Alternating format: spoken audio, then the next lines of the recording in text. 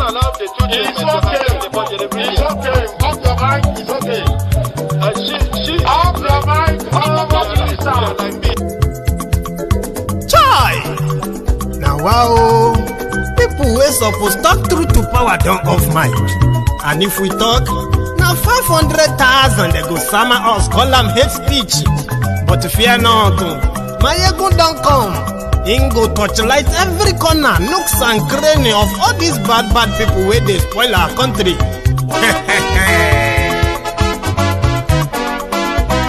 So my people make we laugh, oh, yo.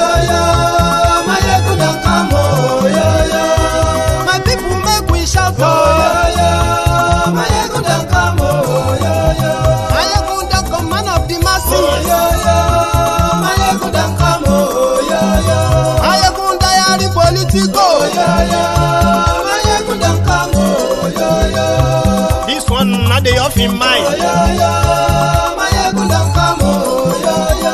And in the touchlight every corner, oh, my ego don't come, oh, yo. Okay, some people be they holla say they want the power. Chai, them be promise us say we go get light and power. Them hustle sote they can't get the power. But now they know they do anything with the power.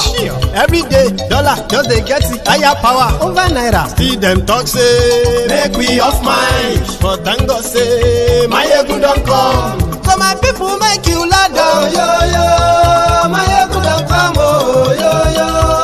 My people make we shout, oh, yo. My ego don't come, oh, yo. My ego don't come, man of the masses, oh, yo. My ego don't come, oh, yo. My ego diary politico, oh, yo. My ego don't come, oh, yo. This one not the off in mind, oh, yo. My ego don't come, oh, yo. Person where they do evil, no one make person talk. Them say that my egun, that man too they talk. He too they talk. Say my egun diary, he they hot like pepper. But every day then they take money in bulk. Woman picking they the street they hawk. Still them talk say make we no talk. But thank God say my egun don't come. So my people make you laugh, oh, yo. My egun don't come, oh, yo. My people make you shout, oh, yo. My egun don't come.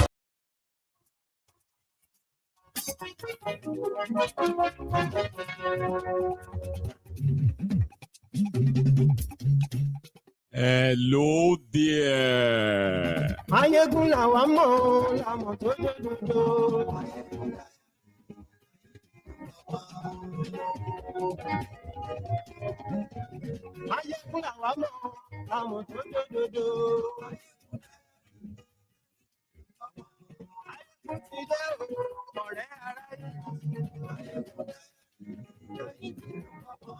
Lórí Facebook, lórí YouTube.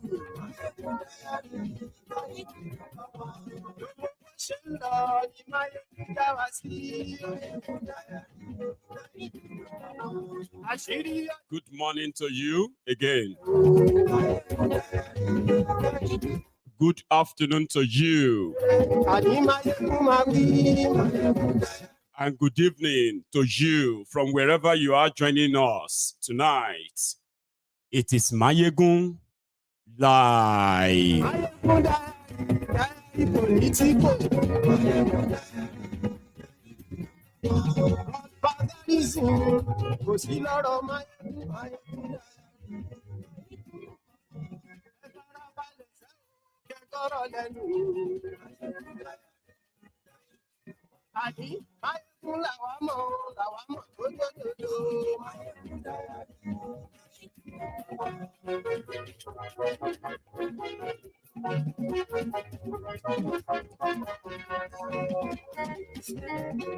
Àní ẹ̀sùnra kì í.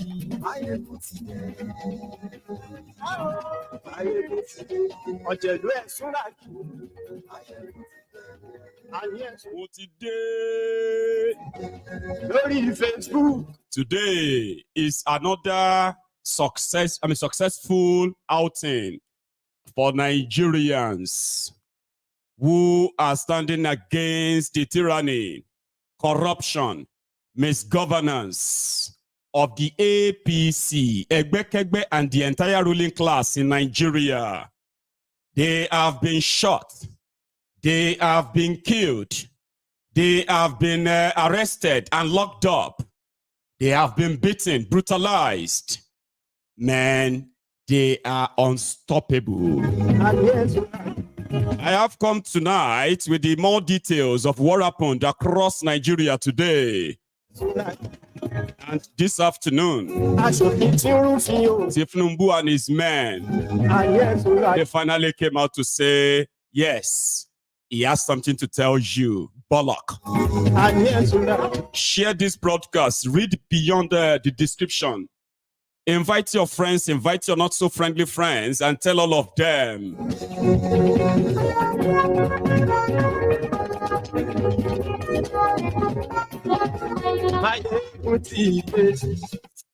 Motide, thank you so much for joining me. Please, before we all settled in, right? Just take a moment and like this broadcast. Share it. And thank you if you have already done that. This afternoon, we did a sort of, a coverage, so to say, of how the third day of the days of rage was faring after yesterday's massacre. It is massacre in the sense that in 48 hours, the Nigerian police, secret police, and so many other maybe state and non-state actors deployed to go and attack and disrupt the peaceful protest where Nigerians were asking that the policies of Tinubu, which has impoverished them, they know better now, right, than what the politicians, the ruling class, have been telling them. Initially, they thought, well, the whole noise was just on social media. So day one shook them. They killed 13 people. Day two was yesterday. They killed 10 people. Now it is official that they have killed at least 23 people in the last 2 days. Today, they shot a boy. I have all the clips. So this morning in Abuja, that was the kickoff of the violence. The Nigerian police, unprovoked, initially they said they have designated areas. MKO Abiola Stadium in Abuja will be the designated area for all the protesters, right? So they've been having issue with the protesters that have left the MKO Stadium to embark on a procession in Abuja. And this has led to a lot of people being shot. And yet the protesters are still being blamed for the violence. But good enough. This is social media, okay? So which means, except if you choose not to see, or you choose what you want to see, so that whatever suits your biases. But a lot of people have been exposing the culpability of the criminals in government, including Tinubu, especially Tinubu's government, doing everything to break the rank, not doing anything to actually look into their demands. They've called them names and all that. They've been threatened. The soldiers or their military says they are on standby. And the only thing they are waiting for is just an order from Tinubu, an order that may come tomorrow. So I have said this before. Tonight would have been the dead 0 hour. Remember I said on the first day of the protest, I said, that was 2 days ago. I said Tinubu has just 48 hours. 48 hours to make some certain pronouncement. I'm talking about immediate pronouncement. Forget about this, all these distractions about tribal, this, religious, this, and all that nonsense that have kept you down for so long. Situation has gone beyond what some of you are just about to find out. Beyond whatever you think it is in Nigeria. But they didn't know that. Or maybe they probably do now, that the last 3 days. So I said it will need, number one, it will need to cut down the dubious LGBT cabinet that he puts together, the fraudulent cabinet, the criminals he put together, as slickers. If he brought them to come and help him with his ideas, well, the last 1 year has shown that it's probably that Tinubu has no idea at all. So now he will first have to sack, he has 50 ministers. So he first have to sack 40 of them through that pronouncement. So including with a wiki, yeah, he would have to sack all of them, which I believe he won't do. To appease the angry Nigerians as we speak, in the north, in the south, he will first have to make a pronouncement that says, I am sorry about the subsidy issue.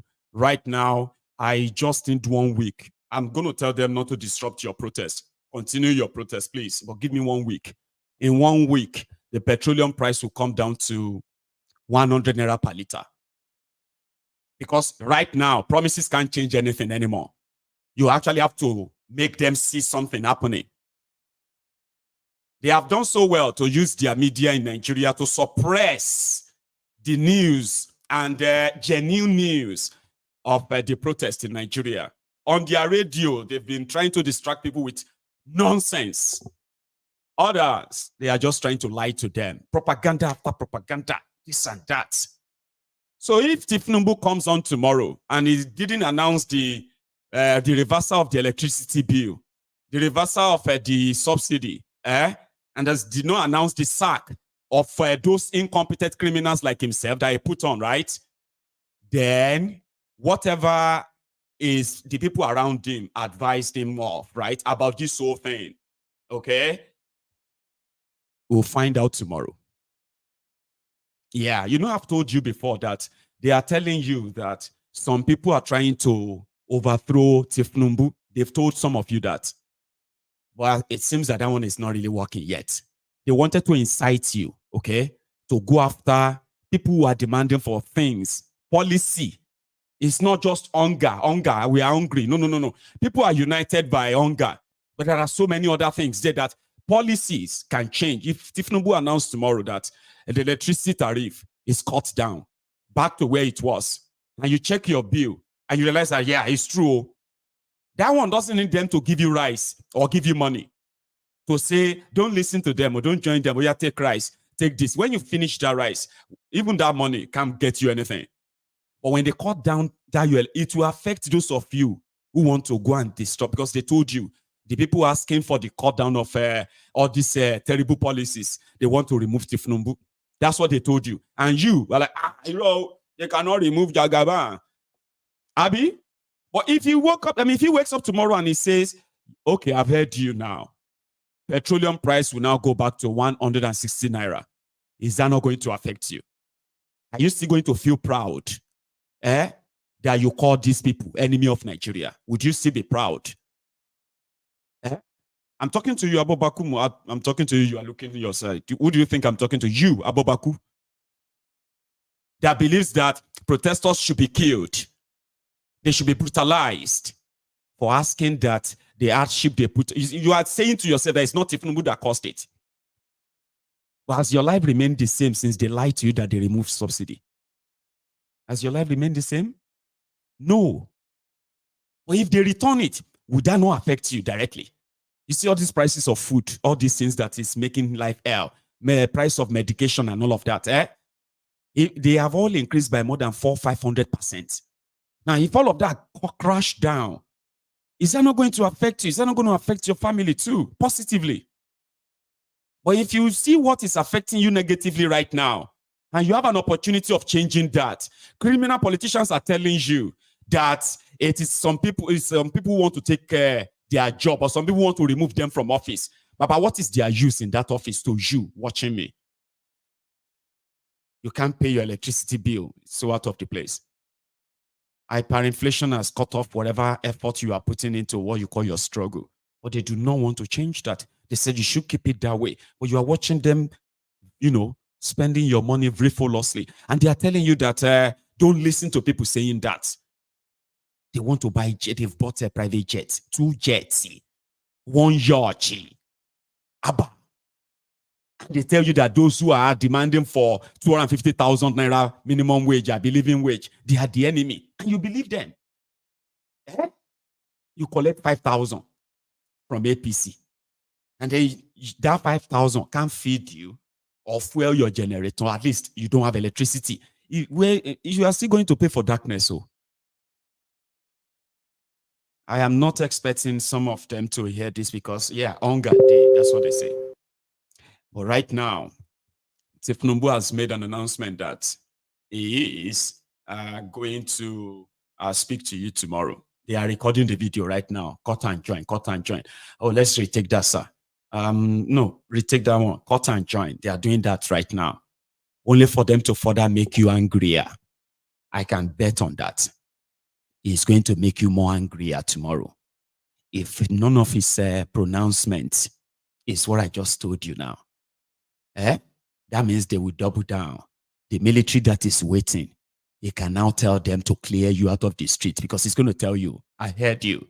I understand the hardship, but there's nothing we can do right now.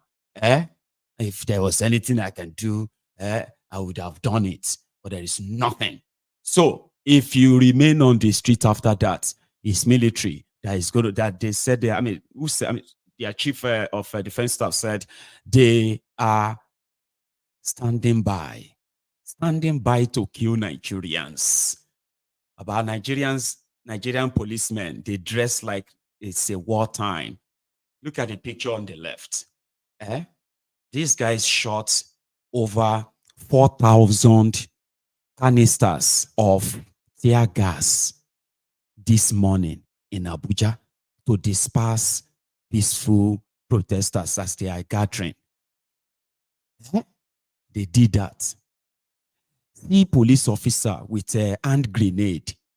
Hand grenade for protester. Kilo day. And these are people that an average policeman in Nigeria only gets paid 90,000, maybe 95,000. You will see some of their senior colleagues like these ones being paid 300,000, 250,000 naira. And guess what? Here they are.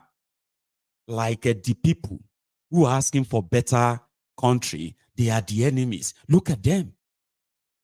Tinubu's government announced that they are selling they're selling bag of rice for 40,000 naira. People were asking them, you announced this, your sale of half price of bag of rice for the past 1 week. Where are the places we are going to get the rice? They now put that information out. Did you read that? They're asking people, hungry people, to go online. Go on Google to go to www.ohcsf.gov.ng because I won't buy half price of rice. Do you see all this deceit at all? They say, you go order the rice online.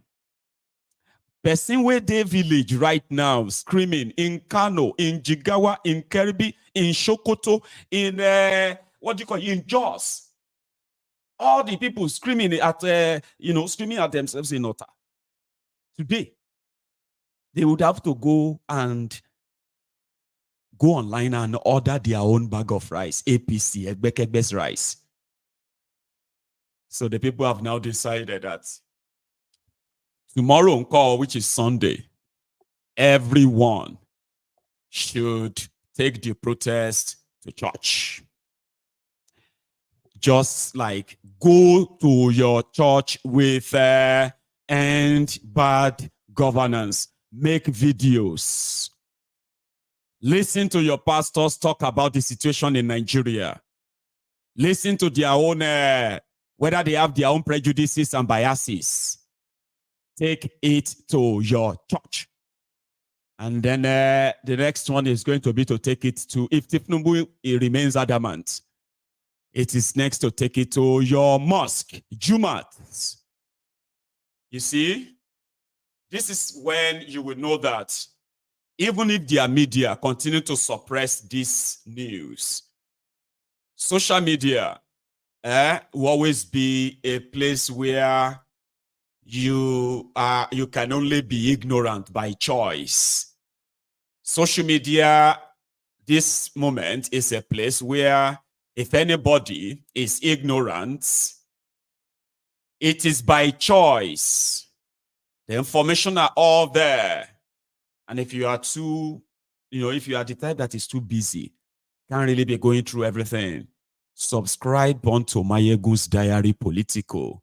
This is where you have all the compilation of what happened. Sowore has responded as well. Yesterday, Mota Sega, Abiselga Mota, was on one of their TV program in Nigeria discussing this protest. And he categorically called out Omoyele Sowore, blamed him. He said everyone killed were not, everyone killed was not killed in his own or house. They were killed on the streets because they are protesting against the government. They want to remove governments. And the person responsible for those killed would be Omoyele Sowore. He should be arrested. Yeah, Sega said that. And Sowore has responded. I think we should start from that. I have for you tonight a lot of videos. I'm talking about long watch videos. So if you haven't shared this broadcast, this is your moment. Please do. As we again, as we take on, as we start from where Sowore actually spoke. Okay, here. To insist, regardless of what the government did, you have covered extensively all kinds of strategies and tactics they used, bribing people, threatening people, bringing in traditional rulers, religious leaders, bringing in traditional practices to threaten people, especially in Lagos and Abuja, and then eventually cracking down and killing Nigerians who are just simply demanding for their rights. With regards to the looting that happened in Kano, it has now been established that it was carried out by people who were brought in by the APC to attack the government house. It had nothing to do with us. And that was why the protests continued the next day. Without, the moment the government was exposed as being behind the violence and the looting, the protests went smoothly the next day, which was yesterday, and it's going to continue today. Even though somebody had expressed that maybe the crowds weren't as big as it started, of course, people needed to take a little bit of a break, but it would continue, and I assure you that this protest will continue to be massive for the next, as long as the protesters decide to be on the streets, which is for now is going to be for the first 10 days, and we'll see what goes on from there.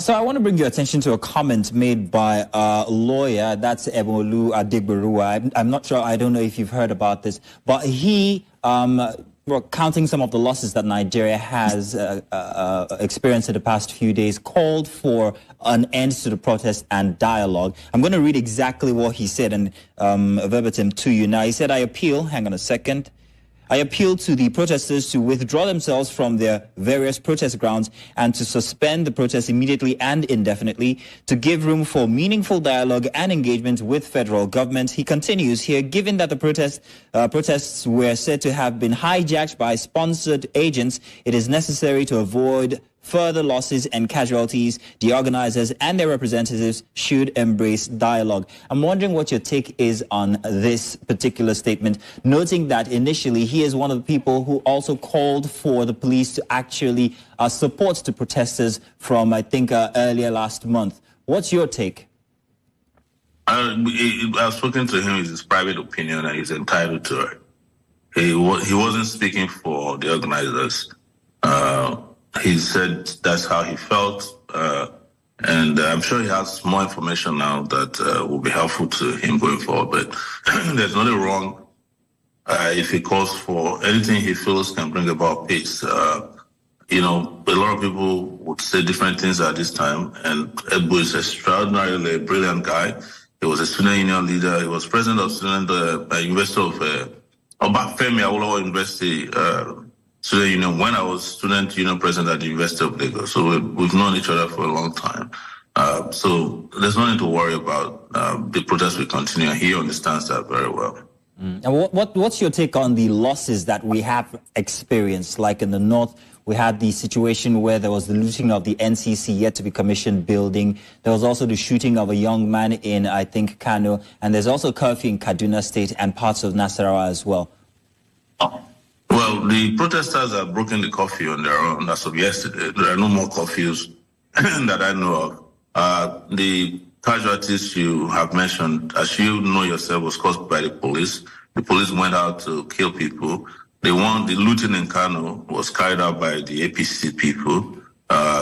So there's nothing related to the protesters regarding this. The protesters have demonstrated what this is all about by stepping up the next day, which was yesterday, and protested across the country, and there are no casualties because the government and the police have been exposed.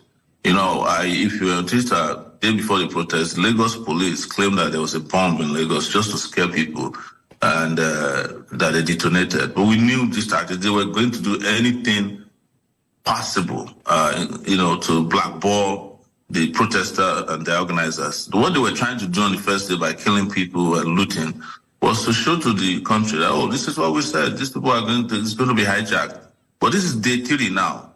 Who has hijacked the protest? Except what the government did. Nobody. The protest is firmly back in the hands of Nigerian people. And they have demonstrated that this is going to be non-violent. The only violence you notice, and this is very important for framing by the media, was carried out by the government. So we should be calling on the government to fish out the policemen and the thugs who carried out, because they know them, they work together. These are their affiliates, they're their friends and cronies, they're the marshals of violence in the country, and they know them. And we are going to ensure that everybody who participated in killing peaceful protesters is brought to book. And now, it's very interesting that you're saying that the government should be held responsible, because I want to extend a right of reply to you. Yesterday, during the Breakfast Central show here on News Central TV, we had Shaga Links, hopefully I'm saying that correctly, Shaga Links, who is, of course, quite popular on social media, especially on X, that is Twitter. And he said that you ought to be held responsible for those that have died during the #N bad governance protest, and said that you clamored for this protest, and so they followed your directive and now have died, and you ought to be held responsible. So let me extend a right of reply to you regarding his statements from yesterday and this accusations from him. I don't take him that serious to be replying to that. This is very illogical to hold somebody who is fighting for justice responsible for crimes committed by the government. The people who carried out the looting, the killings yesterday are government officials. That's the police, or probably the DSS might be involved. We haven't seen the army act in any way to suggest that they were involved. So how do you then hold somebody responsible for exercising his own fundamental rights? I think there's something wrong somewhere with his thinking faculty. I must also ask you as well about the entire process in terms of the government response and the heavy presence of security agencies, but most particularly the tactic and mode of engagement with protesters. Now, we understand that there are designated points allocated for this protest across states, for Lagos, Abuja, and other major states as well. But when protesters don't go to that place, they are tear-gassed and sporadically shot at in the air, which has also resulted to one stray bullet hitting somebody, and now that person, unfortunately, is dead. I want to ask about that tactic. To your reaction on that. Should they not be, properly geared for protesters, which is, of course, the riot shield and rubber bullets and water cannons instead of tear gas and live ammunition? In the first place, I want to tell you that we were the ones who asked for designated places of convergence. And in Abuja, we requested for the Eagle Square. And the minister said they can't give it to us because he didn't see our letter. We sent the letter to him, he ignored it. He told them not to collect it or acknowledge it. And so in Lagos, they said they came with a law court order that we should stay at Ojota and somewhere else. And we responded that since there are convergence zones, people should, the government of Lagos, since they're the one who went to court, should provide buses clean and safe buses to carry protesters to and from the place they designated. They never responded to that. With regards to our police and our security agencies, you all know them. They are not interested in any professional conduct. That's why somebody or several persons must be held accountable for the crimes of killing and murder of innocent civilians in this case. The standard procedure for engaging protesters is to wear non-lethal or to put up a non-lethal resistance by the security agencies. But our police are so trigger happy. They're always happy to kill their fellow citizens. I don't know how long this is going to continue, but this is part of why there's end governance. And, this can quickly snowball into, I think the police is provoking Nigerians to have to... That's exactly what they are doing. Provoking Nigerians, testing their resolve, because they have done it many times, again and again and again, and they got away with it every time. So it didn't take him much to dismiss Sega's, hypocrisy. Somebody that claimed to be fighting for the poor Nigerians, then suddenly became the person that is inciting the government to kill the same poor Nigerians, because he felt so slighted that all of that privilege, you get what I mean? Like, end SARS, end SARS, end SARS. Sega called out Nigerians to come out, let's do end SARS protests. How many of you remember that shirt where he wore a black top and he said, am I next? I'm going to look for it online. I'm going to put it on your screen very soon. Here is another individual who spent his time and risking it all as well. Inebe Effiong, the man that is now being touted to be the reincarnated Ganifaweimi. So let's listen to this, just to give you the full context of what is really going on, than whatever narrative they are putting out there in order to continue to scare the people, right? Voices like this are meant to be amplified again and again and again for the sake of those who have been unfortunate or unfortunately, right, are threatened into silence. You can't be silent for long anymore. You would have to kind of rise. Ordinarily, I would have just gone straight to answer your question, but I would like to respond to a few things Mr. Jamiu Abiola has said, and to remind Nigerians that in 2019, Mr. Jamiu Abiola told Nigerians that the then Buhari represented the vision of his father, and in fact told Nigerians to vote. He told Nigerians in 2019 to vote for. In fact, you know what we're going to do, right? There is a way I kind of selected the clips. So I would start with this one, what Jamiu Abiola actually said. He was brought to the studio of the Channels Television to come and discuss this. And he's just a guy that is Abiola's son, okay? And if you look at him, you probably will think he's a drunkard. I mean, I'm just saying, you see his face, right? So the son of the former business mogul, MKO Abiola, who is now a political jobber surviving on whatever it is they are giving to him from the government, is now working inside Tinubu's government. So he offered his opinion about the hardship going on, okay? Then I've got the people he's talking about, right? I've got them in there. Then we'll come back to Inebe Effiong. Listen to this or watch this. When I was a kid, there was a hospital near my house. When they take me there, whenever I have malaria, they're going to give me injection. I'll just run away. And they will drag me back. I'll run away again. Then they'll finally hold me and they'll give me the injection. After 2 days, after the pain, I'll now be happy because I'll be playing around. I would have recovered. So sometimes for you, things to get better, they have to get tough. It's a test and it's from God. But you see, God is testing people. And it's not just in Nigeria. So God, in America, there's a hand of God in all of this. There's a hand of God in everything. Even in the United States. Which part? Even the hardship, everything. Or the protest, the hardship, the or the president coming into power. The president coming to power was divine. What is happening is also, even in the United States, the highest level of inflation in the United States this year. It's never happened like that in the US before. The whole world, it's like, I don't know what's going on. I think God is really testing us, And I'll tell you this, we have to pass the test. When I see people looting and all of that, all in the name of protest, I say to myself that the person you are looting, you don't know what he has gone through to even open the shop. I would like to respond to a few things Mr. Jamiu Abiola has said, and to remind Nigerians that in 2019, Mr. Jamiu Abiola told Nigerians that the then Buhari represented the vision of his father, and in fact told Nigerians to vote. He told Nigerians in 2019 to vote for Buhari to honor his father.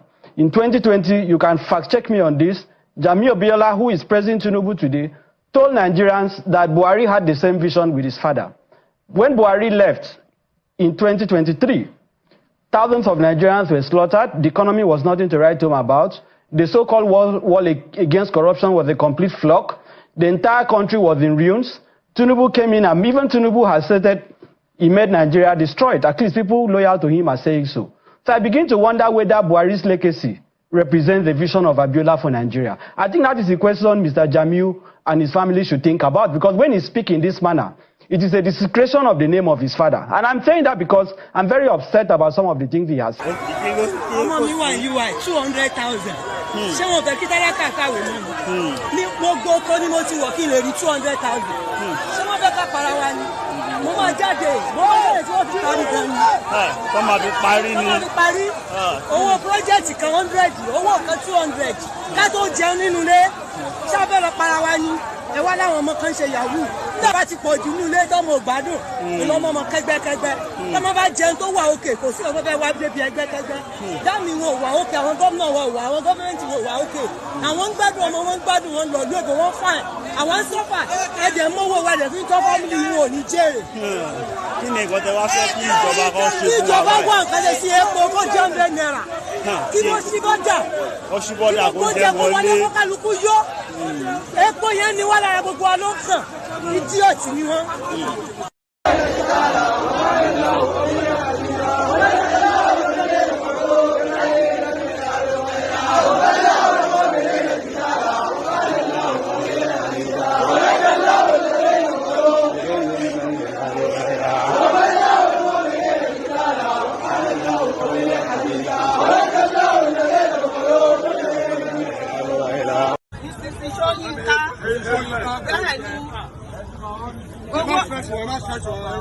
Owó dé ni mo ti wá, wọ́n ní wọ́n ń kàn bí lẹ́yìn. Sójà káwọn àgbàlagbà ká máa tọrọ báárà ká máa rò ń jẹjẹ. Àrò ń jẹjẹ. Wọ́n ń tọrọ báárà kiri. Èmi àtàwọn ọmọ mi kò sí nǹkan kan. Àwọn ọmọ jáde wọn ò ríṣẹ́ ṣe. Wọ́n ń tọrọ báárà kiri. Àwọn bọ́ìsì wọ́n kówó wọ́n kú Ṣàngó yìí. Àwọn sisi wọ́n kú Ṣàngó yìí. Wọ́n ò ríṣẹ́ ṣe. Gbogbo ọ̀nà bàjẹ́. Ẹni ń tajà ònàwó lọ́wọ́ mọ́. Kì í ṣe ewu tó jà ẹgbà wà lọ́wọ́ àwọn ìjọba yìí, lọ́wọ́ Tinubu. Mo gbọ́dọ̀ máa ṣe kọ́dọ̀ ń ṣe fún wa yìí. Ìyá ló fi ń jẹ wá o. Ó ń fi ìyà jẹ wá. Ẹgbà wà lọ́wọ́ wọn. Ká ṣàánú wa. Kárí jẹ kárí mu gbogbo ọjà wọn. Ráìsì wọn. Gààrí wọn. Ó ṣí bọ́dà náà. Ọmọ Tinubu ó sọ lánàá l'Abuja. Ó ní kó fún dádì òun ní ọdún mẹ́ta sí. Fún dádì òun fún ìráyè ìṣèjọba. Ẹgbẹ́ tó wí rẹ̀ àdúgbò.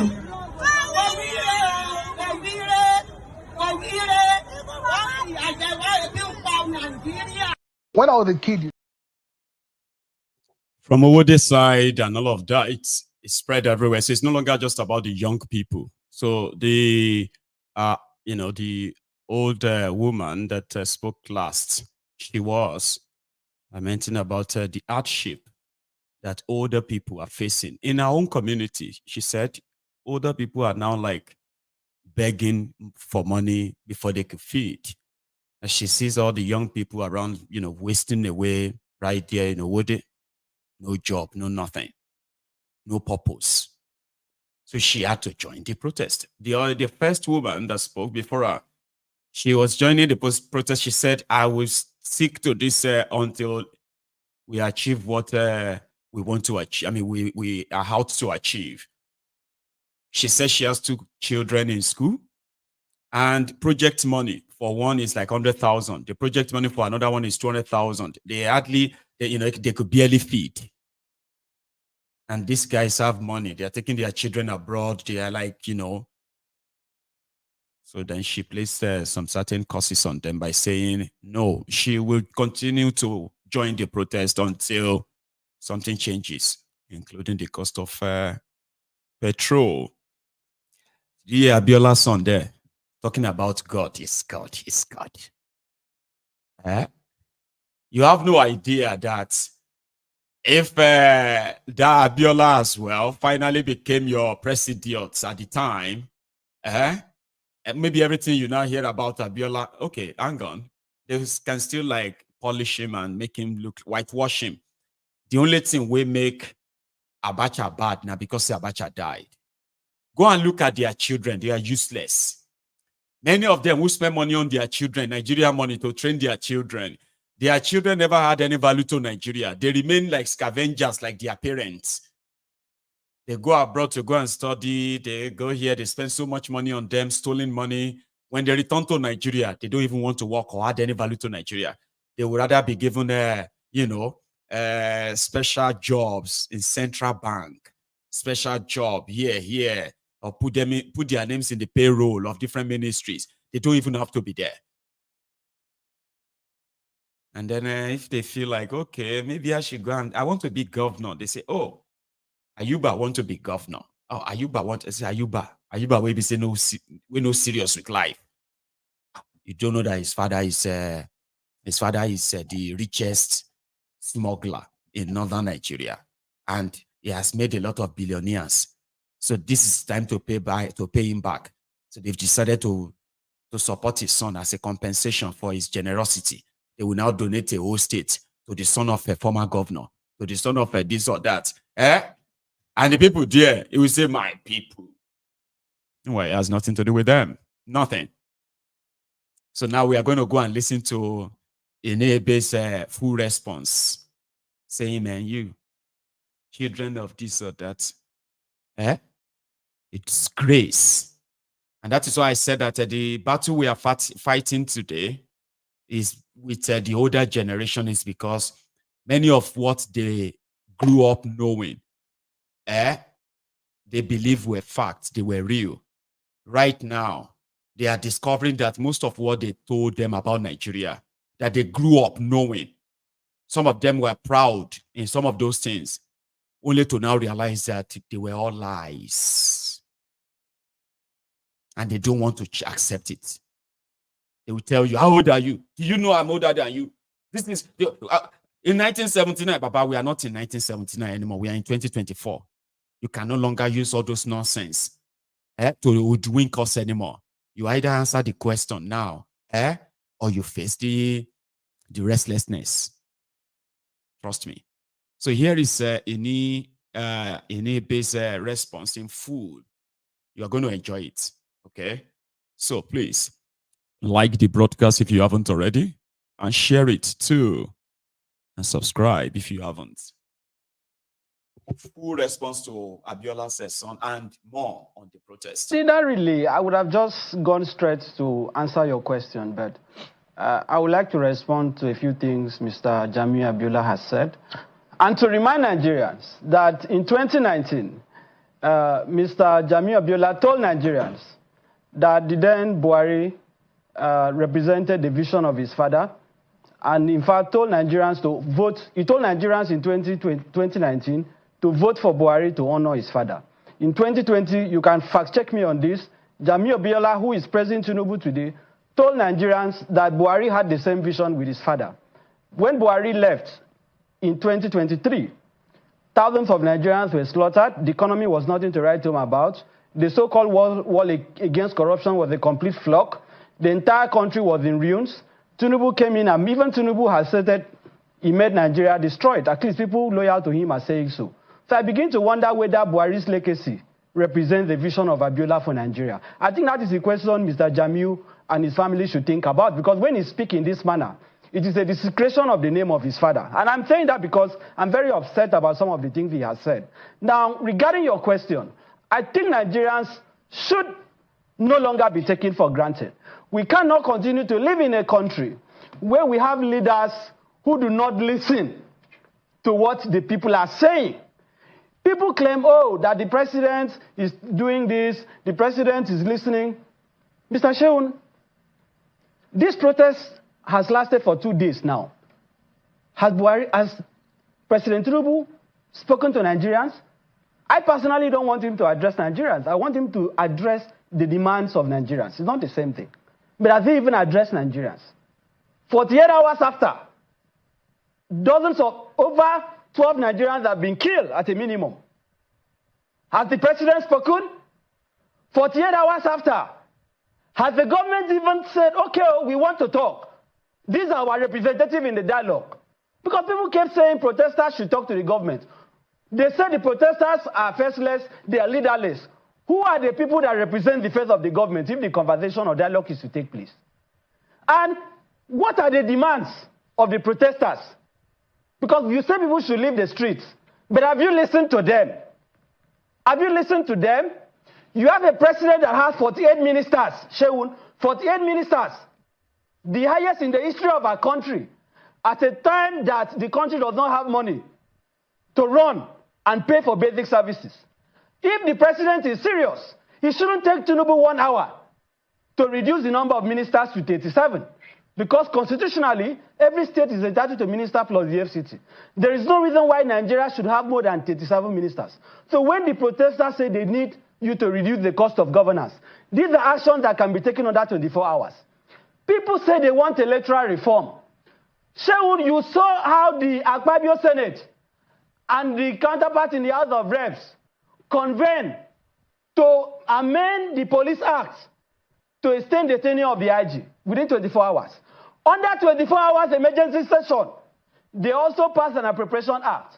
If the president is serious about addressing the protesters, by now the Federal Ministry of Justice would have come up with a draft bill to amend the Electoral Act and send it to the National Assembly to make electronic transmission of results mandatory under our law. This is one of the demands.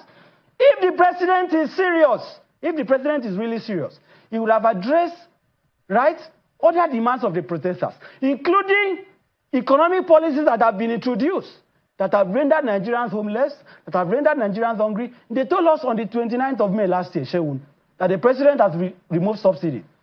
We are aware from records that the last year, you can fact check me, about 3 trillion was paid for subsidy.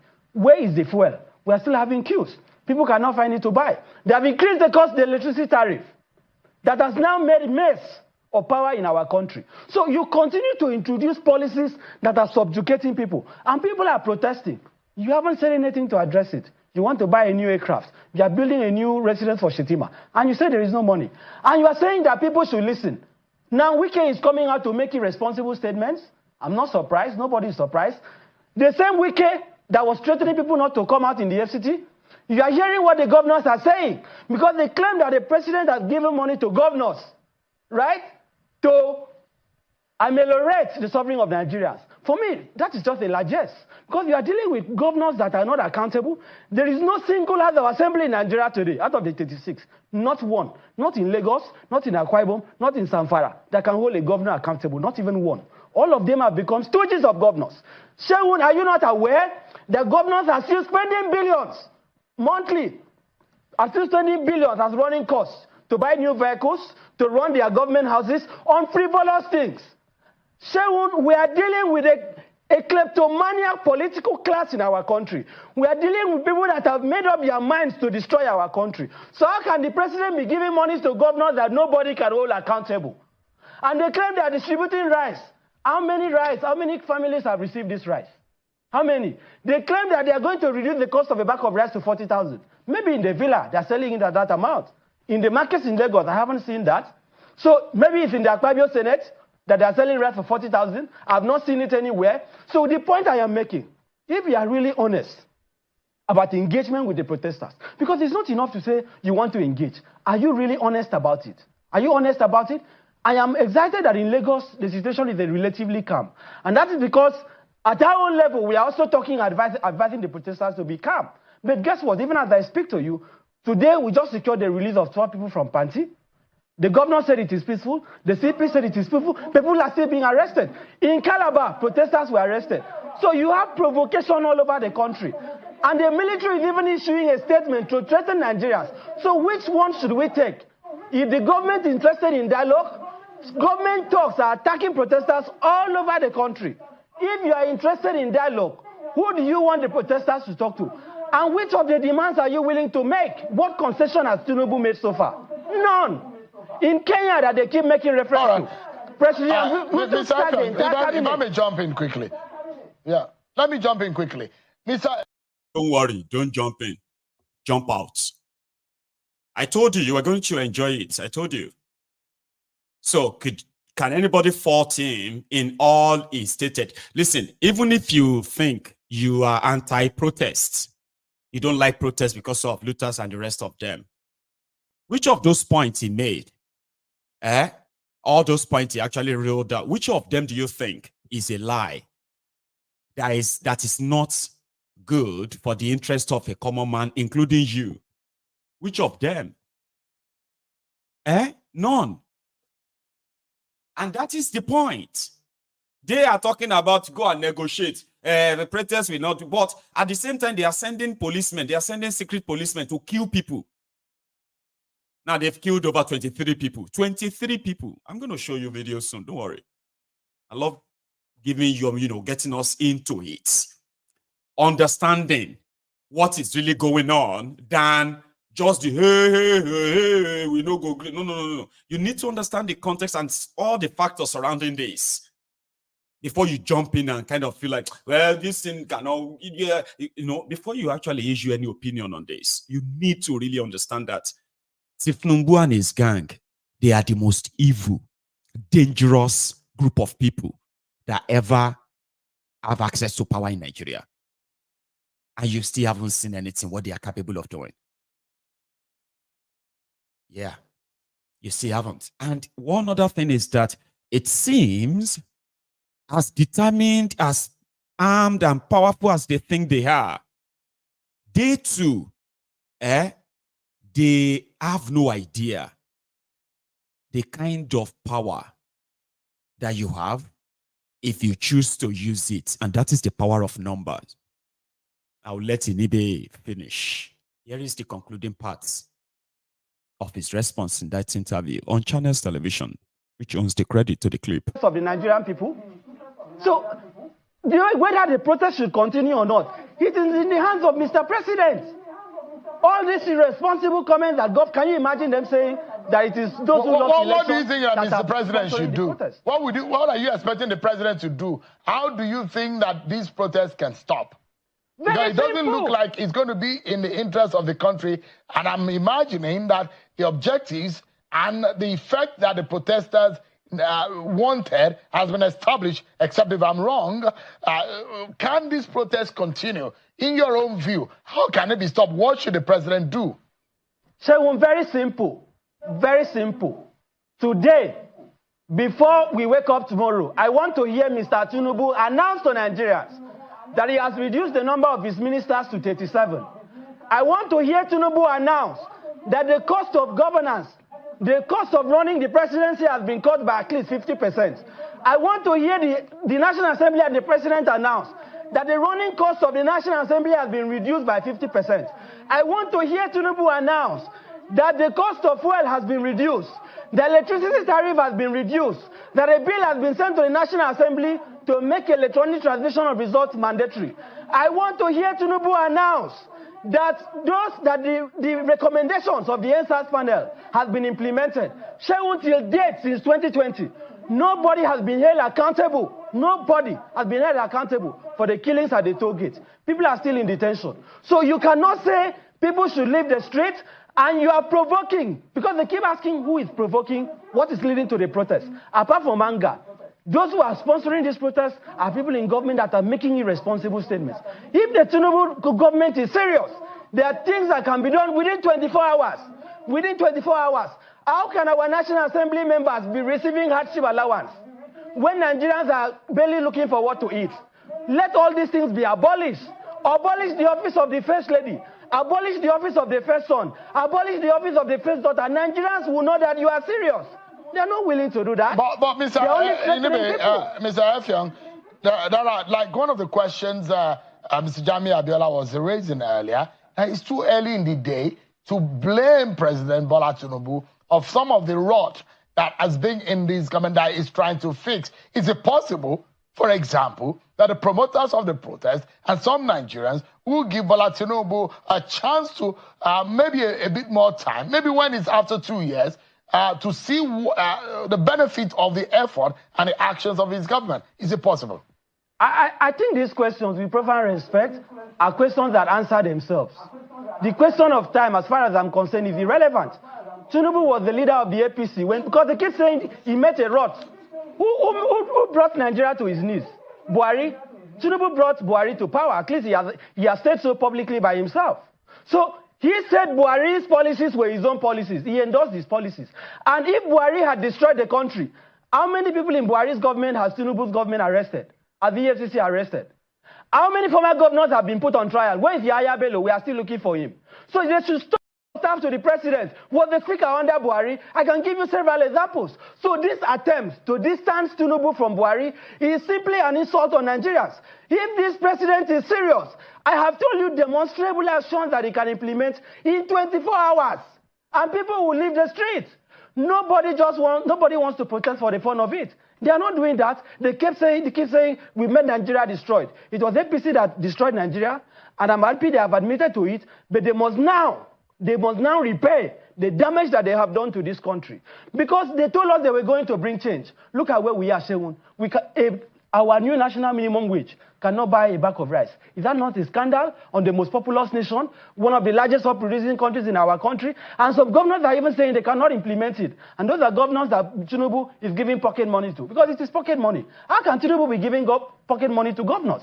Governors that cannot be held accountable, governors that have destroyed local government. What an irony. Tinubu, Attorney General, goes to court to say governors should stop stealing or diverting local government money. The same Tinubu is giving money to the same governors.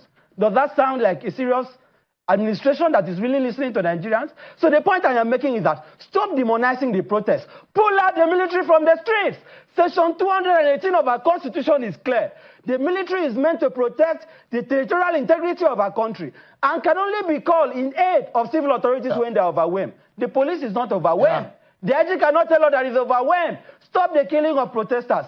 Begin to talk to them. Begin to address their demands. People will naturally leave the streets. I have told you things they can do before tomorrow morning. The question is, will he do it? Mr. Effiong, let me get Damlare's final thought. Are you stopping the protest tomorrow? Since when I born, you never seen this kind of abuse before. Tinubu, I must abuse you. Tinubu, number one, Oguokiyapa. Tinubu number two, Oguokiyama. Tinubu number three, Oguokiya your children. Tinubu number four, Ogugo bury all your family. Tinubu is a god to you. Tinubu is a god to you. And Wausa. Thank you so much, Barrister Enihebe. Thank you. He's a gem. Trust me. I don't even have to add anything. Now, what we're going to do? We need to go take a look at what happened today. Yes. All you have been hearing so far is for you to understand the context of what is going on in Nigeria. Now, to the people on the streets, people have defied the curfew in Kano. They defied the curfew in Jigawa. They defied it in Kaduna. They defied it in Borno. And as we speak, it is the people's power that is now running things. And if things get out of hand, Tinubu and his gang, they won't be able to control this. And I think that is why when I said he had 48 hours, I reminded you all yesterday. Tonight I was going to tell you that the 48 hours is over. Now, they will probably just, it's disrespected Nigerians enough, kept mute, over 23 people killed, no statement. So that is enough that the protests will now enter day 4.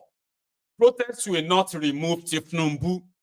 Now revolution will remove him.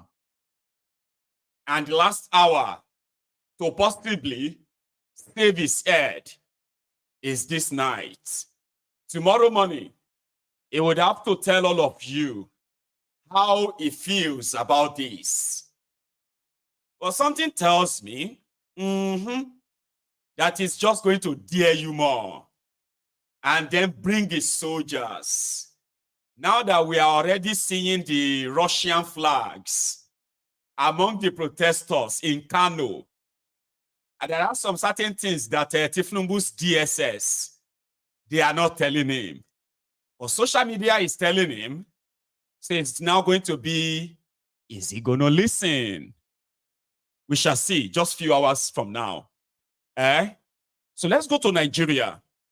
From Lagos to Port Harcourt, to Bayelsa, to Akwa Ibom, from there to Sokoto, Kano, Jigawa, Taraba, Benue, Plateau, where else again? Katsina, Kaduna, Yobe, Gombe, Adamawa, on and on and on like that, in, you know, where people they are trooping out. And you get, you know what, something? In Kano, the Kano state governor said, those who sponsored the attacks on the government house, those who looted the government building and shops, they were sponsored by this APC, Egbekegbe guys.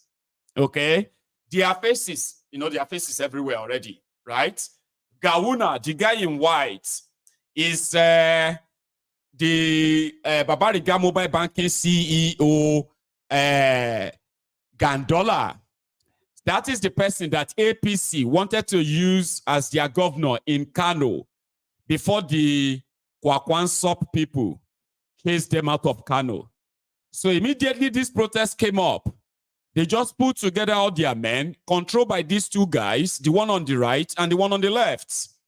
They put them together to organize people that will attack the protesters and loot shops. And they did it. And they captured that. They sent that back to Abuja and said, it is time to bring out the soldiers and possibly declare a state of emergency. But social media is undefeated. There is something that some of the ruiners of Nigeria are not paying attention to. Social media is actually, you know, when we say it's undefeated, it simply means if you are ignorant, right? If you are like people who say, I didn't know that, oh, this day and time, it is actually by choice. Everything you want to know, everyone involved in the destruction of Nigeria, what role is this one playing and that one playing? If you want to know any of that, right? They are just right there in the open. Right in the open. And that is why we are going to go to Nigeria now, okay? And see how the people fared today, including the young man that got shot by the Nigerian police. Ladies and gentlemen, thank you so much. So far, so good. This is going to be another long watch. I'll do my best to let you know where and, yeah, where is when and in the videos, okay? So let's go now. Whatever democratic pretenses that Nigeria pretends to have as a state, it is actually just a smokescreen for something really, really bad. All right, we've been just alerted to what's happening inside of Abuja. I'm not exactly sure what these visuals are, but we can see tear gas being deployed against what might be the protesters in Abuja. I think that's a very familiar path there coming from the stadium, if I'm not mistaken. So I'm wondering exactly what these are. We're going to wait for detailed reports from our correspondent, Emmanuel Bagudu, in just a minute. Hopefully he'll be able to give us an in-depth explanation as to exactly what this is about here. Yeah, but these are visuals from Abuja. Once again, we are yet to get information about exactly what the situation is. Yeah, but as you can see, there are many vehicles, security agencies with their pickup trucks as well, with tear gassing there. You can see the gas, the canisters of gas coming out, just so you know, fueling the grounds there. We cannot see any protesters there. I'm sure they have been dispersed. We cannot see any protesters at this time. We understand that Emmanuel Bagudu is there, who can hear me. Emmanuel, if you can hear me, what's the situation? Can you let us know what's happening? Everyone is affected. In the front of Koolu Abiola stadium, we just found our way into the security post. I am my camera person, and then we managed to just escape. It's surprising to see that the police come to around here, despite the fact that this is the venue. What exactly is the reason for the deployment of the tear gas? Why are they deploying tear gas? No one knew the reason. Yeah, no one knew the reason. We are just doing our normal business, just like yesterday and the day before yesterday. And then all of a sudden, the police appear from nowhere on open fire on protesters and journalists and everyone. Emmanuel, I want to make this very clear. I just want, for sake of our viewers, you are in the security post inside the National Stadium, the Koolu Abiola National Stadium, which is the designated point for assembly for the protest, correct? Yes. And they drove in there. Privilege, and some few journalists are privileged to even get access to the security post. And they drove in. And there were many people who would have hampered for safety. And they drove in there and tear gassed the protesters inside the designated point where they were supposed to be assembled. Yes, the protesters are actually in front of the stadium gate, and then of course the police came in. We were shooting from the gate. That was why we had the privilege of going into the security post. But the remaining ones that didn't have the privilege of going into the security post actually got dispersed and they find their way. So where did they get dispersed? So you're very right to say that actually they came to pour tear gas at a designated place that where the protest is meant to happen. Do you have any idea what their intention was? Was it to move the protesters to a different location? What exactly could be their... Please, the player, take a look at it. See,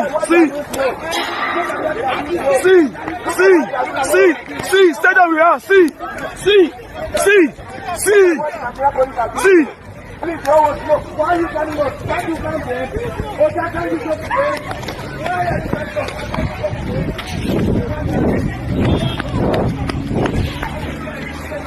This stadium, see them there.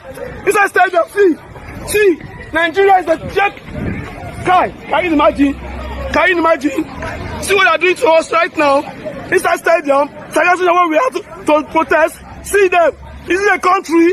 This is not a country. Can you imagine? This time I'm going to shoot them. They're telling us to shoot them. Can you imagine? See them.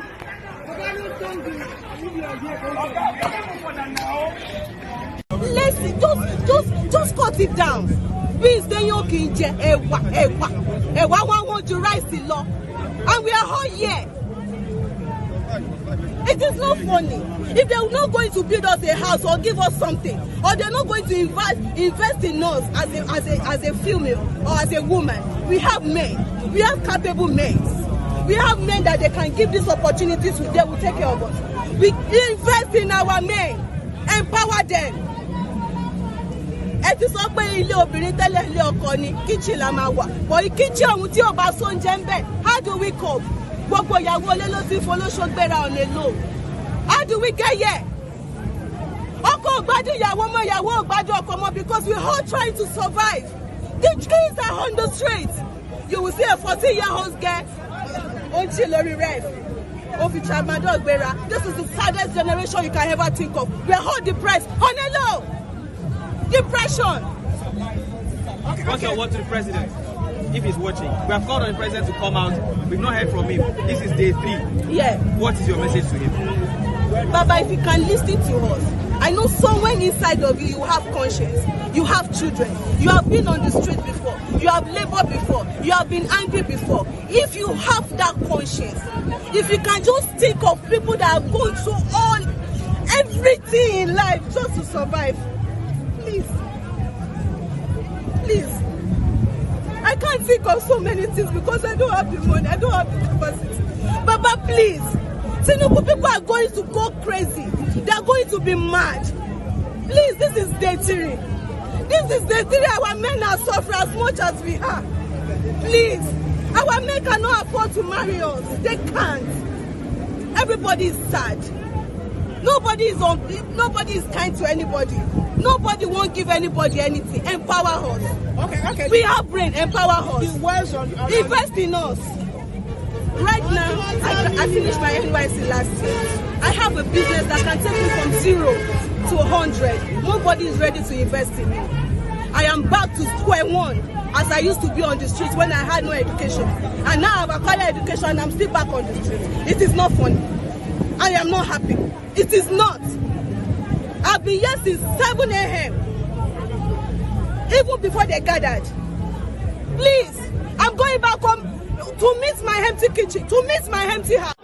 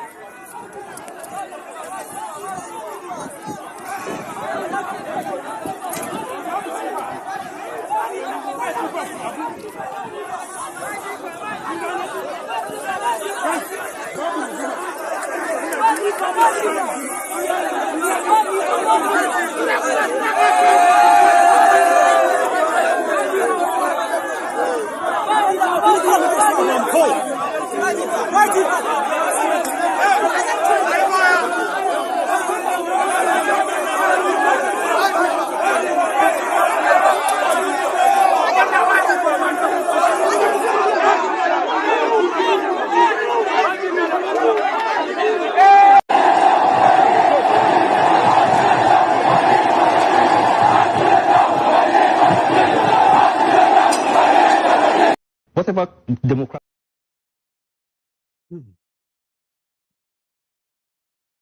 Thank you. That is the first clip from the other collections I have for you tonight. I became emotional when listening to that lady again. I've listened to her this evening before the program when I was putting the whole clips together. Or actually listening to her with you just there. Because you see, when people like that speak, right? He says something. He said, this is the saddest generation of Nigerians ever.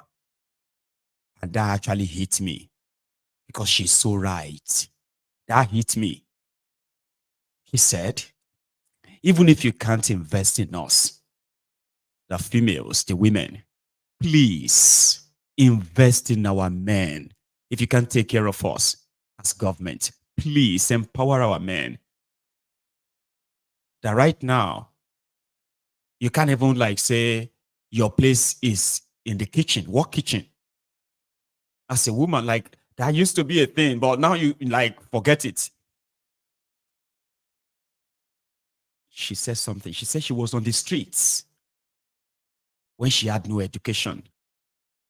She graduated 2 years ago, finished her NYSC last year. Now she's back on the streets. Just same way when she had no education. Now she has education, but she's back on the streets. Now think about millions like her in that same situation and tell yourself, it is not that bad, Jare. People are just lazy. Make Tinubu say nonsense tomorrow first. You will see craze. What they call, you will see crazy. Now go see him. Now let's go back because of our time, right? I've got another selected ones from other places too. So I'll do my best again. Did you see Kano? By the way, did you see Kano? Gombe, Taraba, Jigawa. If you see their turnout too, then you know that there is fire on the mountain. For real.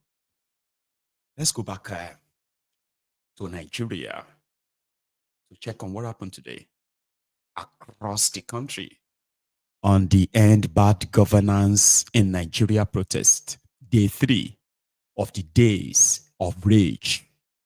Here it is.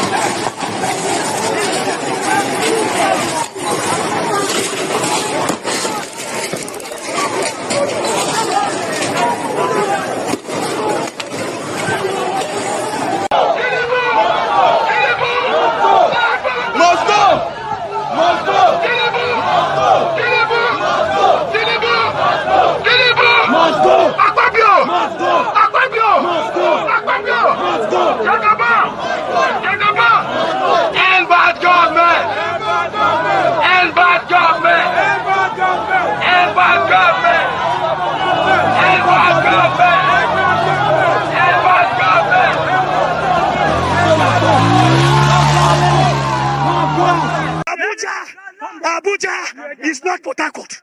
Abuja is not River State. Abuja is for all of us. I tell Mr. Tinubu, please, he should not buy that aircraft. If he buy the aircraft, he should return the money. He should return the aircraft and bring back our money. The money is for Nigerians. The money is for Nigerians. We are here not for anything. We are here to tell the world that we are hungry.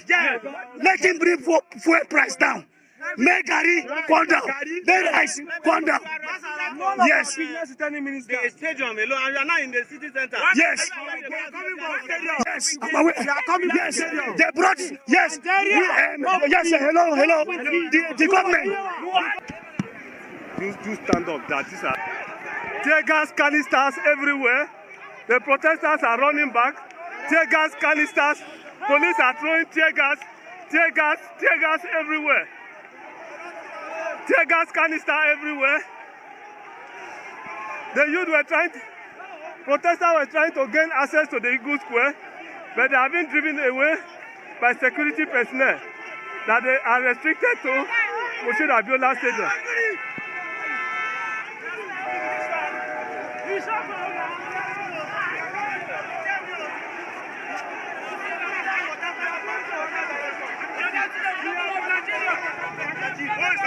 They are throwing tear gas. They are throwing tear gas. He done a speech. We are hungry. We are hungry. They are throwing tear gas. Where? They don't announce anything. They want to kill us. Look at my eyes. Tear gas. They want to kill us. Why? Bad government.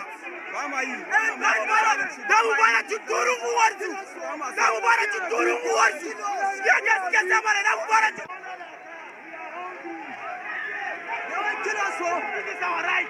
This is our right.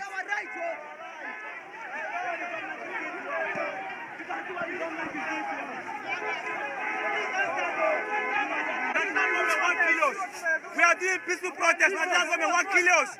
Why? All we are fighting for is a Nigeria for the people.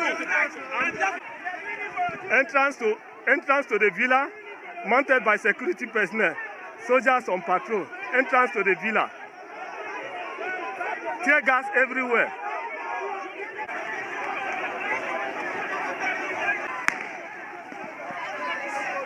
That's the highest thing that can happen. I was looking for you now. I'm not doing anything today. I'm an evangelist, I'm a street man. Look at. That is why I came outside. I came outside as a religious leader. If you are a pastor, if you are, I'm speaking to the Christian leaders now because I'm a Christian. So please, if you are a religious leader, come out. Tomorrow I'll be here. Tomorrow, my wife is suckling a baby. If not, she would have been here. She told me, dear, go out there. Don't worry. I will take care of your two kids. Go out there and lend your voice. That's why I'm here. Tomorrow, this is where I'm going to hold my church.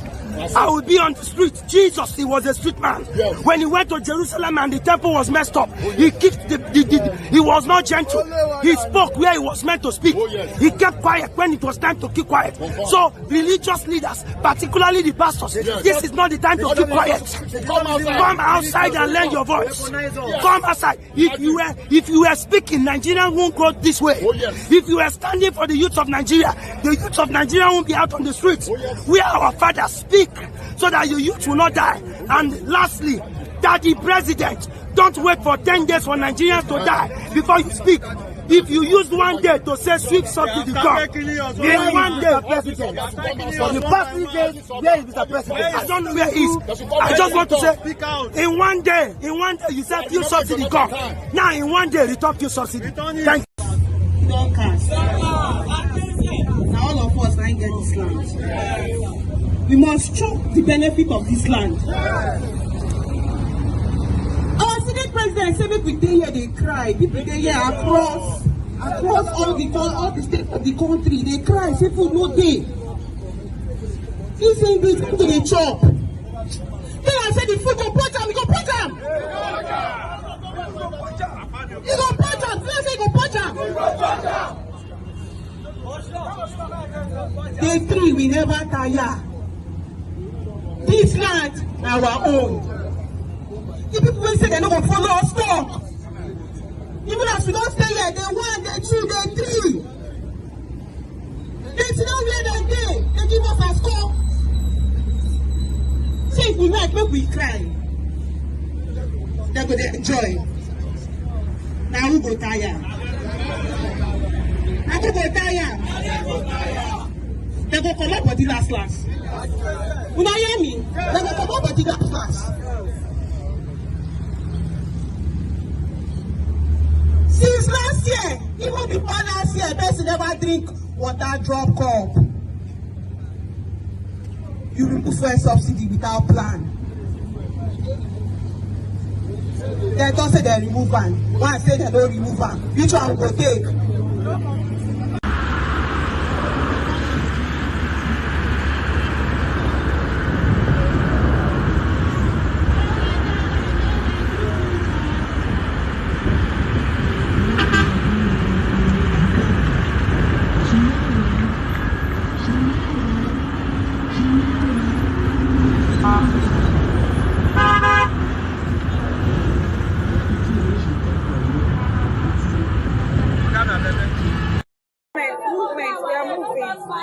Going towards clarity.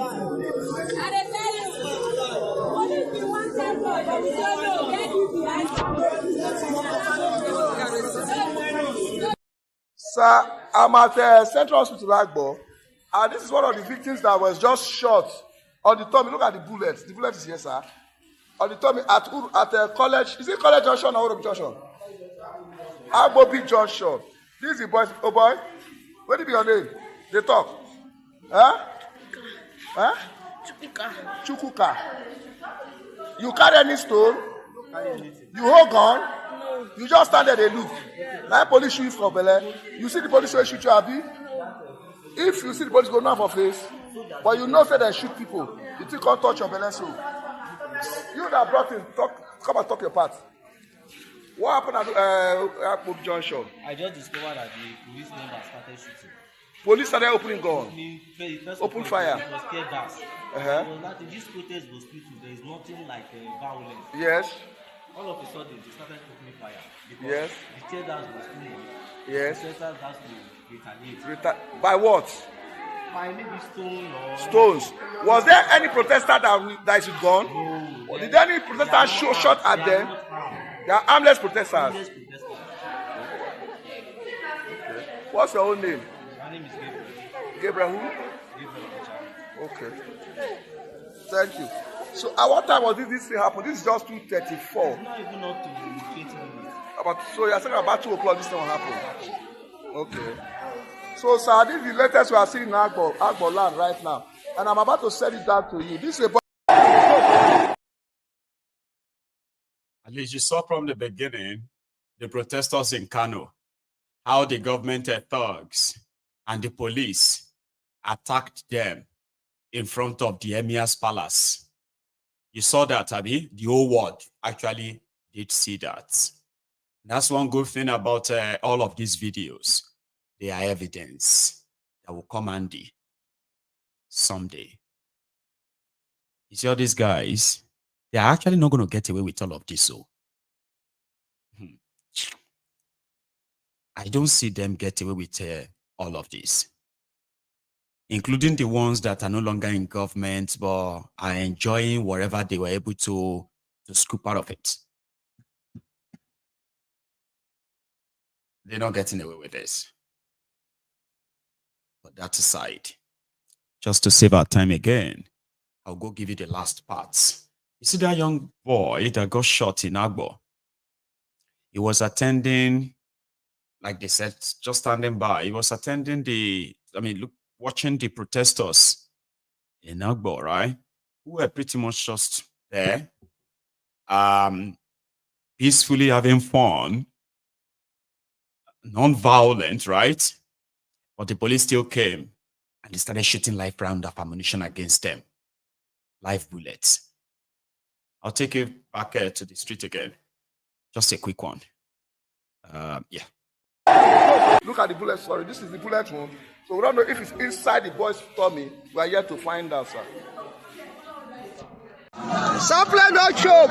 The video they go. Supply no choke. Ole, to the ball.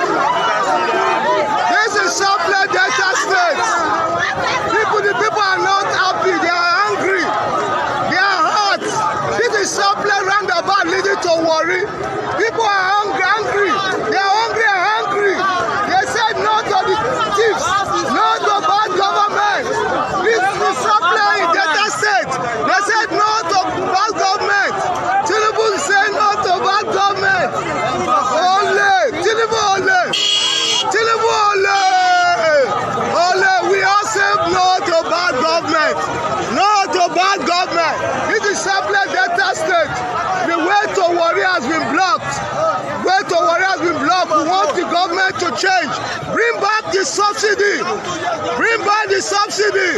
Tinubu is a thief. Tinubu and Abiola is a thief. They are thieves. They are thieves. Bring back the bad government. You go. Bring back subsidy. Tinubu is a thief. Ole, Tinubu, ole, ole, ole. We don't want bad government.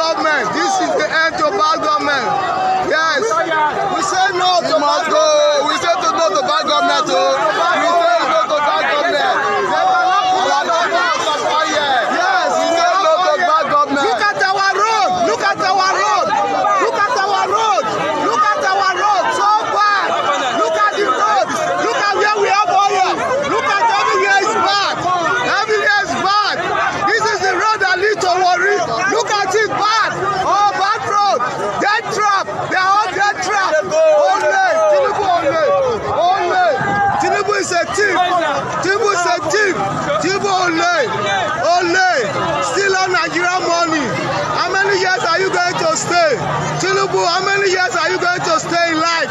You want to steal all the money. Tinubu is a thief. We not agree. We not agree. Tinubu must go. We not agree. We not agree. We not agree. Tinubu must go. We not agree. We not agree. We not agree. Tinubu must go. We not agree. We not agree. Tinubu must go.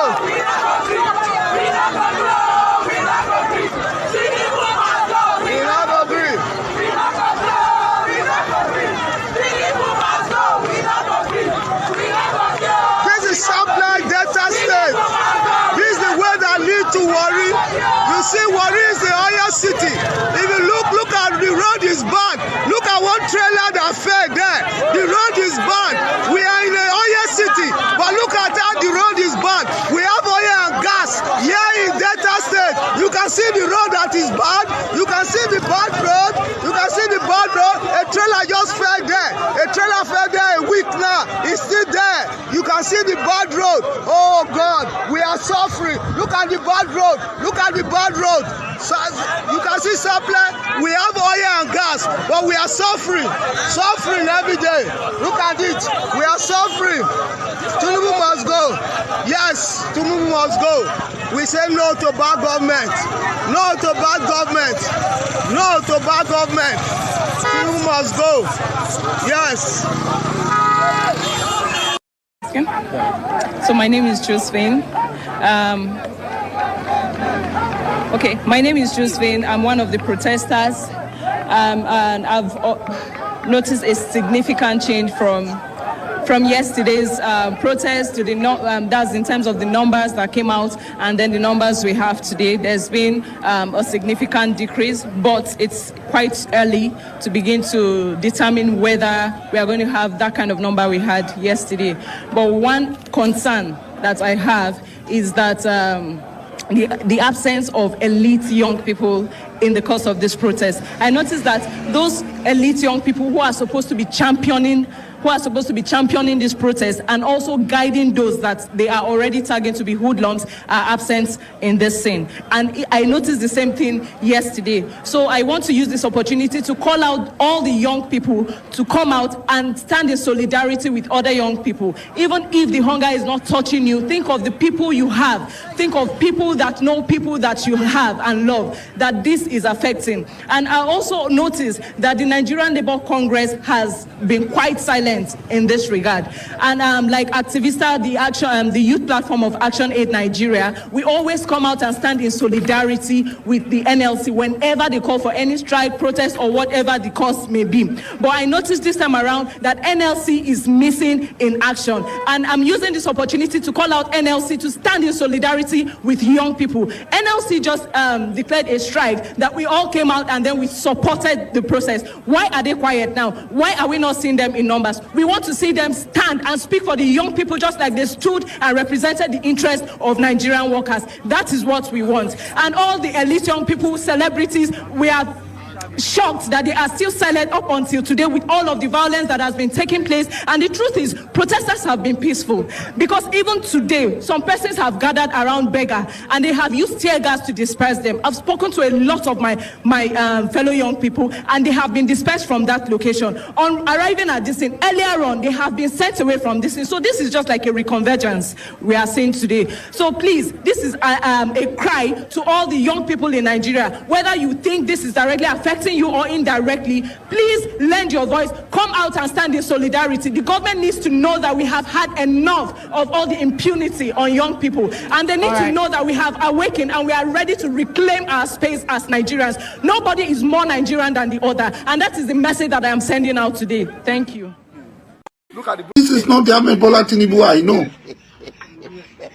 Since 1992, when I encounter you, I don't think this is the Ahmed Bola Tinubu I know. That calls me his friend, and I call him my friend, and calls me my son, and I call him my father. This is not the Ahmed Bola Tinubu I know.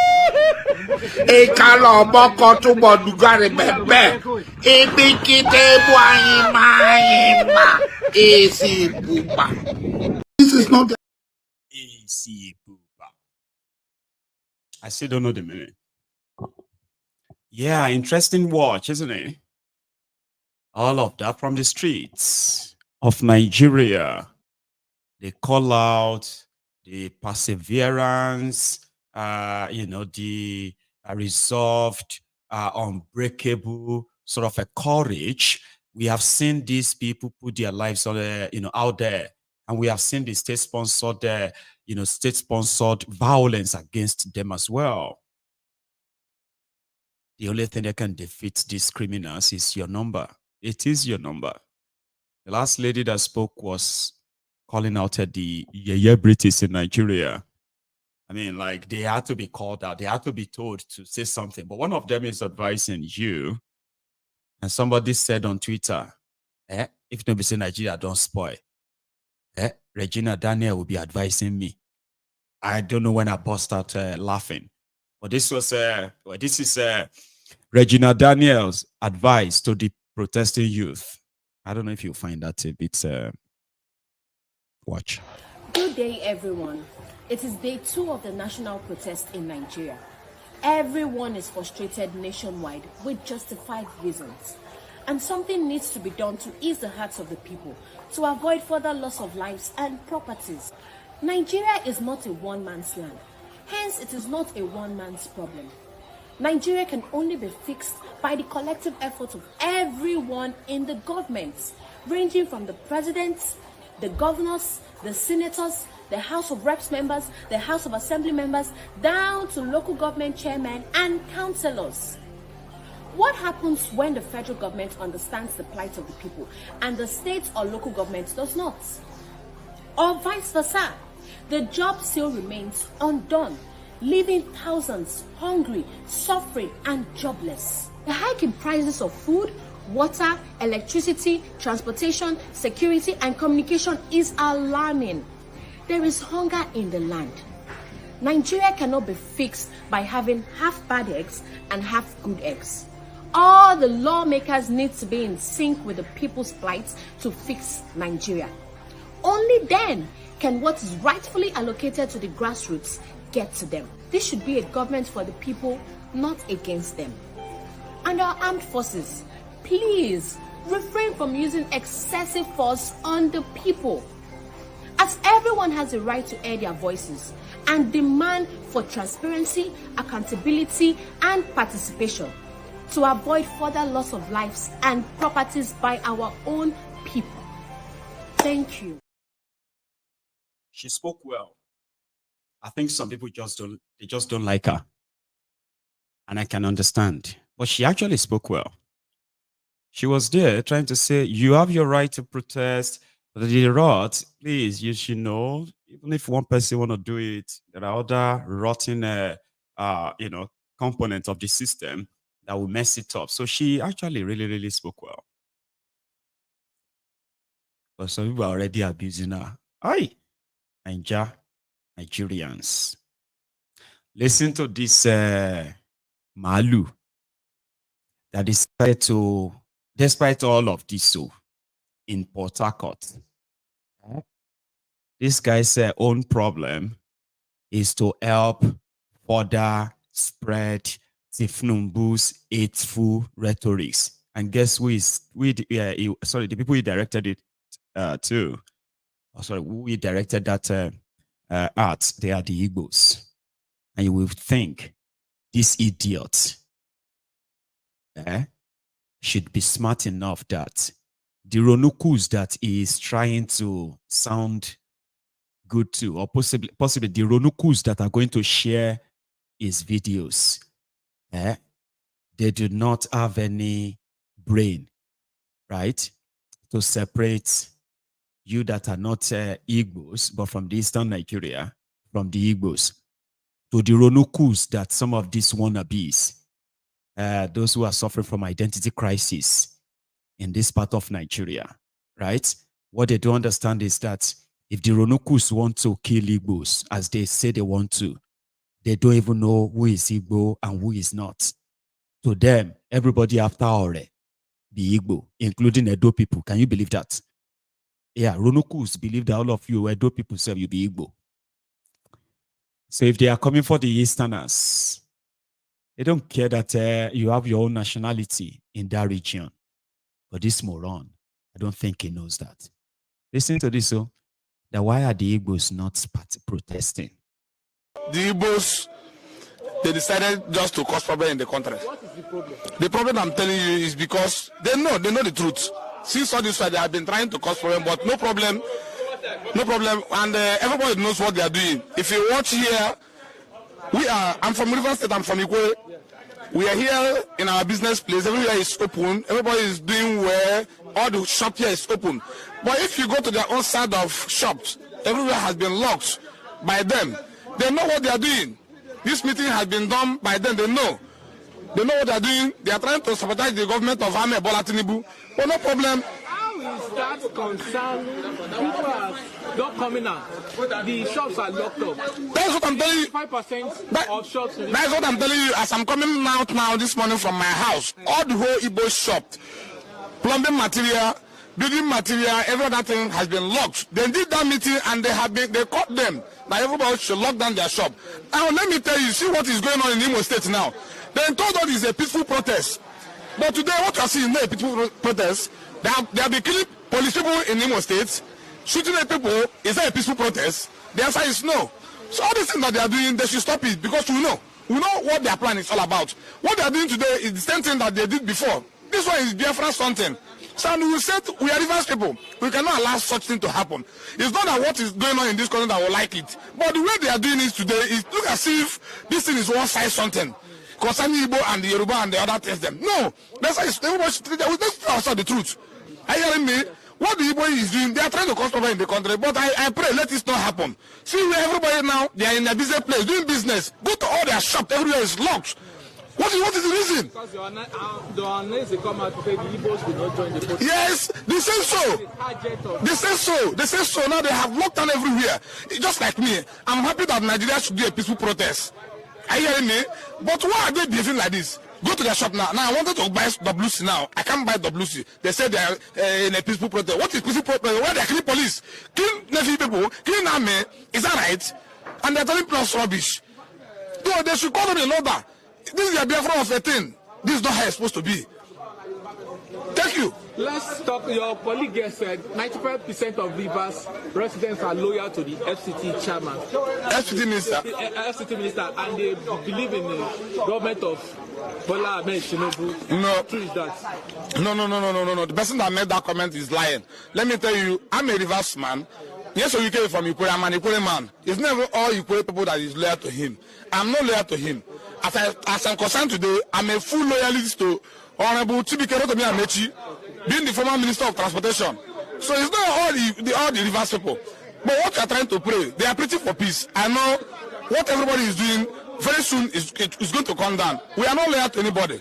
Nobody is feeding me. I'm not feeding anybody. So we should give him time. Let's give him time. Let's give him time. Nobody should go and cause problem in this country and be telling us. But what they are doing is bad. Igbos are trying to cause problem. That's my own. They should warn them and they should be careful about what they're doing. He had what the governor said yesterday. The governor did the right thing. For the governor to say, let there be the peaceful protest. And that's what all of us, see, look at me today. I'm here in my shop. So you are doing peaceful protest? My peaceful protest is in my shop here. Nuisance, Lele. Remember he said he couldn't buy some stuff from the Igbo's shop. Then at the end of the video, he has his own shop there. Hey, look at me, I'm in my shop. Why is he so pained that there is no Igbo shop to loot or burn? For 3 days now, they've been protesting in Port Harcourt, in Rivers State, peacefully. Why is he dragging the Igbo? That's it. So, but the idiot didn't know that if the Ronukus grab him, they don't want to maybe saying be query or no query. They go don't chop off that is what do you call it? It's pangolo head like that. They would have chopped it off his neck because they look for Omo-Ibo. You really think the people the people that institutionalize the tribal, ethnic politics for their gain? Do you really think they have a special, a special lens to see that? Are you sure you are not Igbo? People will won't kill their fellow Yorubas because they smelled nice. Can you believe that? Ronokus, they attacked their fellow Yorubas in Lagos. They said they looked like Igbos because they smelled nice. They dressed nice. I'm not joking. I'm not making it up. I have all the videos. Go on to Mayegun's Diary Political and check February 25, 2023 election. Go and check it on Mayegun's Diary Political. There is a video there. You will see them. All the collections of what happened on the 25th of February, 2023. They were telling their fellow Yorubas, are you sure? Shoma Igbo. I mean, well, Shoma Igbo. Yo, Joe Yoruba, you don't look like a Yoruba. You cannot vote here. We don't believe you. We don't believe that you're not Igbo. Hey, get out of here. A Yoruba person and her husband. So she made the video. Like, what? And I was hearing these thugs behind the scene. They will kill you before they even know that you are not Igbo. Because to them, the bigotry that has blinded them so much even makes them hate their own fellow Yoruba. So you wake on this somewhere, you think say your sweet mouth will spare you by dragging the Igbos into what is totally not theirs, Abi? Ma, let this guy respond though. To be Igbo in Nigeria, to be Igbo is not easy. The Igbos are so marginalized. When they vote, they will say, go back inside. You can't vote. Go and vote there. Go and vote there. When they even win, sometimes they collect the ticket from them. When they want to come out for protest, they will say, Oro day. If Oro no day, they will say, no, Igbo must go. What kind of life is that? And we claim to be in one country, one nation together, Nigeria. Is Nigeria one nation? You to think about it. Igbos are extremely marginalized. And they are not the poorest in the society. In fact, they are one of the richest in Nigeria, if not the richest. They are employer of labor. They add value. Election, they will chase them. Orombo. Protest, they will say go and protest in your village. In their village, they will say they want to go. They form their own Biafra airport. They will say you can't go. What a country. To be Igbo. What a country. That's Fayoshe's brother. The 25th out of the 28 children of Fayoshe's father, by the way, just for the record. Let them go, no. Be part of Nigeria, no. You have to go and build bridges. So they got turn the Igbos to build bridges. They say they build bridges. Julius Baja of Nigeria. Igbo said they are not building any bridges. They are not building any bridge. And that is why whatever is going to break up Nigeria, honestly speaking, the Igbos have been protesting since 1970. Remember? Oh, hang on. It was even before that. And they were hated for it. It is better we begin to... You see, when this leads to revolution, finally, a lot of us are going to end up having to agree with the Igbos. Let us break up this contraption and save lives before they kill all of us. Now that the northern Nigeria seems to have started associating with Russia, are you still interested in one Nigeria, brethren? Are you? I'll leave you to that. Thank you so much, everyone, okay, for your time. We've had a very busy, long day. Tomorrow is another day. Well, I am going to draw my own curtain now, here. Then I'm going to take a break. We will take calls. Like, it is your turn now to react if you want to. But if you really have to go, please, like the broadcast. Share it, okay, if you haven't already. Maybe you should subscribe to my channel as well, if you haven't as well, okay? Thank you so much, everyone. The number to call is on your screen. And you can also be part of this program this evening when I return. ladies and gentlemen. I will be back.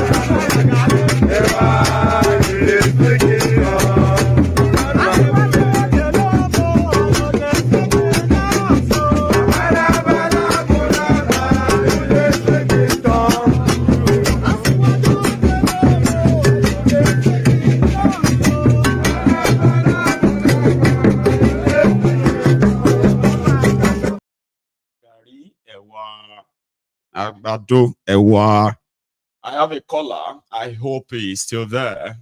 1 second. Hello, sir. You there? Yeah. Mayogu, good evening. Good evening, sir. How are you? Yeah, fine. This is Prince calling from Germany. Actually, this is my first time, but I've been following you for a long time now. But this is my first time calling. Thank you very much, Prince. And you happen to be your first time, then also make you the first caller. The first time. The busy night as well. That's incredible. Thank you very much, Mayogu. Please. Mayogu, Yes, look, we have to tell ourselves the truth, Mayogu. This protest we are doing is a nice thing, but it cannot help us. Okay. It can never help us. No matter how protest we done in this country, it will not help us. We have been protesting for a long time now. Then what did the government don't care about us? So the best protest we should have been doing right now is protesting to divide this country. Apart from it, there is nothing. If we protest from now to 100 years coming, it will not change anything. It will never change anything. I'm telling you the fact. Okay, what if we protest now? Maybe let's say the Tinubu resign, then another person take over. It will be the same thing. Or if good person will come and rebuild Nigeria, and if we reach northern turn to rule, then we take us back again. Look at when Jonathan is there. Jonathan do very well. Good. Even Obasanjo, he did very well. Jonathan did very well. What happened? This guy, Mohamed Buhari, he came and he took us back. Yes, Northerners always take Nigeria back 100 years backward. So there is nothing. Even a Christ come and save Nigeria now. Once another person from North come, it will take us back again. So there is no protest. We protest from now 100 years. It cannot change anything. Right. We shall see, I would say. Prince, thank you so much, by the way. Okay. Let's hear from others too and see what they feel. Okay, Baba? Okay, nice thank one, you. Bye. You have a good one, okay? Yep. Now I have another caller on the line here. Hello. Hello, Baba. Good evening. Good evening, sir. How are you? I'm doing well, and you? I'm very well too. Thanks for asking. Please. Okay. This is John Eze calling from Boston. John from Boston. Second time we are speaking in about 3 days. Is it? more than 3 days because I've been busy and I've been listening to your program. And yeah. Thank you very much. Let me just go fast. Please. I'll bless you as I usually normally bless you. Papa Mayego. Papa. May God bless you. Amen. May God keep you. Amen. You and your children. This thing you are teaching. Who see truth and hide truth, we see what the truth will turn into. That's right. When you see good and you hide that good and bring out evil, you go there, see the evil way you do. But when you are doing truth, be honest with me, you will see good truth. Keep on your good work. May the Lord strengthen you. Amen. May the Lord bless you. May the Lord empower you more. Amen. In the name of Chukwu Kabiana. He say. Jonah, please. I have 3 things. I have 5 things, but I will do fast. Okay. 1. Let's see if the time will allow us to. Yeah, let's get to it. People is on the street saying no to this frustration since 1960. People have been crying. The government don't want to listen. A time will come when all those people will be nowhere to run to. They will stay in Nigeria and see what they have done to Nigerians. And they will really, really pay for it. I think that time is almost here, by the way. I know people He's on the door. He's knocking. He's knocking. Now, I will give you one. I don't believe in prophecy. I don't believe what I believe is in Almighty God. There is a prophecy that TB Joshua gave. He said, something is coming. Engage the youth. Empower them. Something is coming. It's knocking on the door. I will call the president. He is the president. We are not telling him to leave the office. No. Those important things that will make the average Nigerian see food on his table, walk towards it, don't waste no time. If he failed to do that, having advice from Babio and all his cabinet, he is going to enter inside a very hot soup that him and his family will never come out from it. Because all these anger against the bad people and all of that in Nigeria, I am telling you. Take it on. Take it. Okay. Yeah.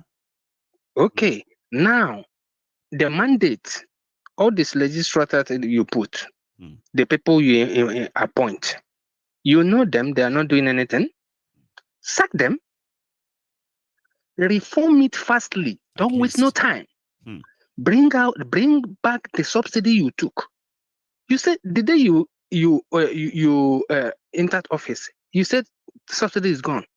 You didn't make no single plan for that subsidy. You didn't make no single plan for that subsidy you removed. Bring up that subsidy. Let the tariff come down. Make your people smile. No water, no good road, no hospital, no education. Are we okay? No, we are not. Absolutely not. Baba, if this man no do something, I'm seeing wonder in less. When they talk about revolution, right? They should understand something that now protest go first start before revolution. Now. You get them? And now when they provoke you, talk say your protest, no, if you do anything, then it turns to other things that we hope they don't let that happen, even though I want it to do, right? But again, I wish they take the chance not to make that happen. One more thing I want to say to our forces in Nigeria. We are fighting this as a people. Please stop killing your fellow Nigerians. Amen. They are standing for you. Your minimum wage is 70,000. Can 70,000 give you food? No. Can 70,000 give you a bag of rice? No. Why are you killing them? Why are you shooting at them? Why are you shooting live ammunition on those people that did nothing? They are peaceful. Why are you killing them? But you are there with why? With this machine, what you can see, this live bullet that this one used to use as a bullet on himself, and they posted it. They know that people will post it online. The world will see it.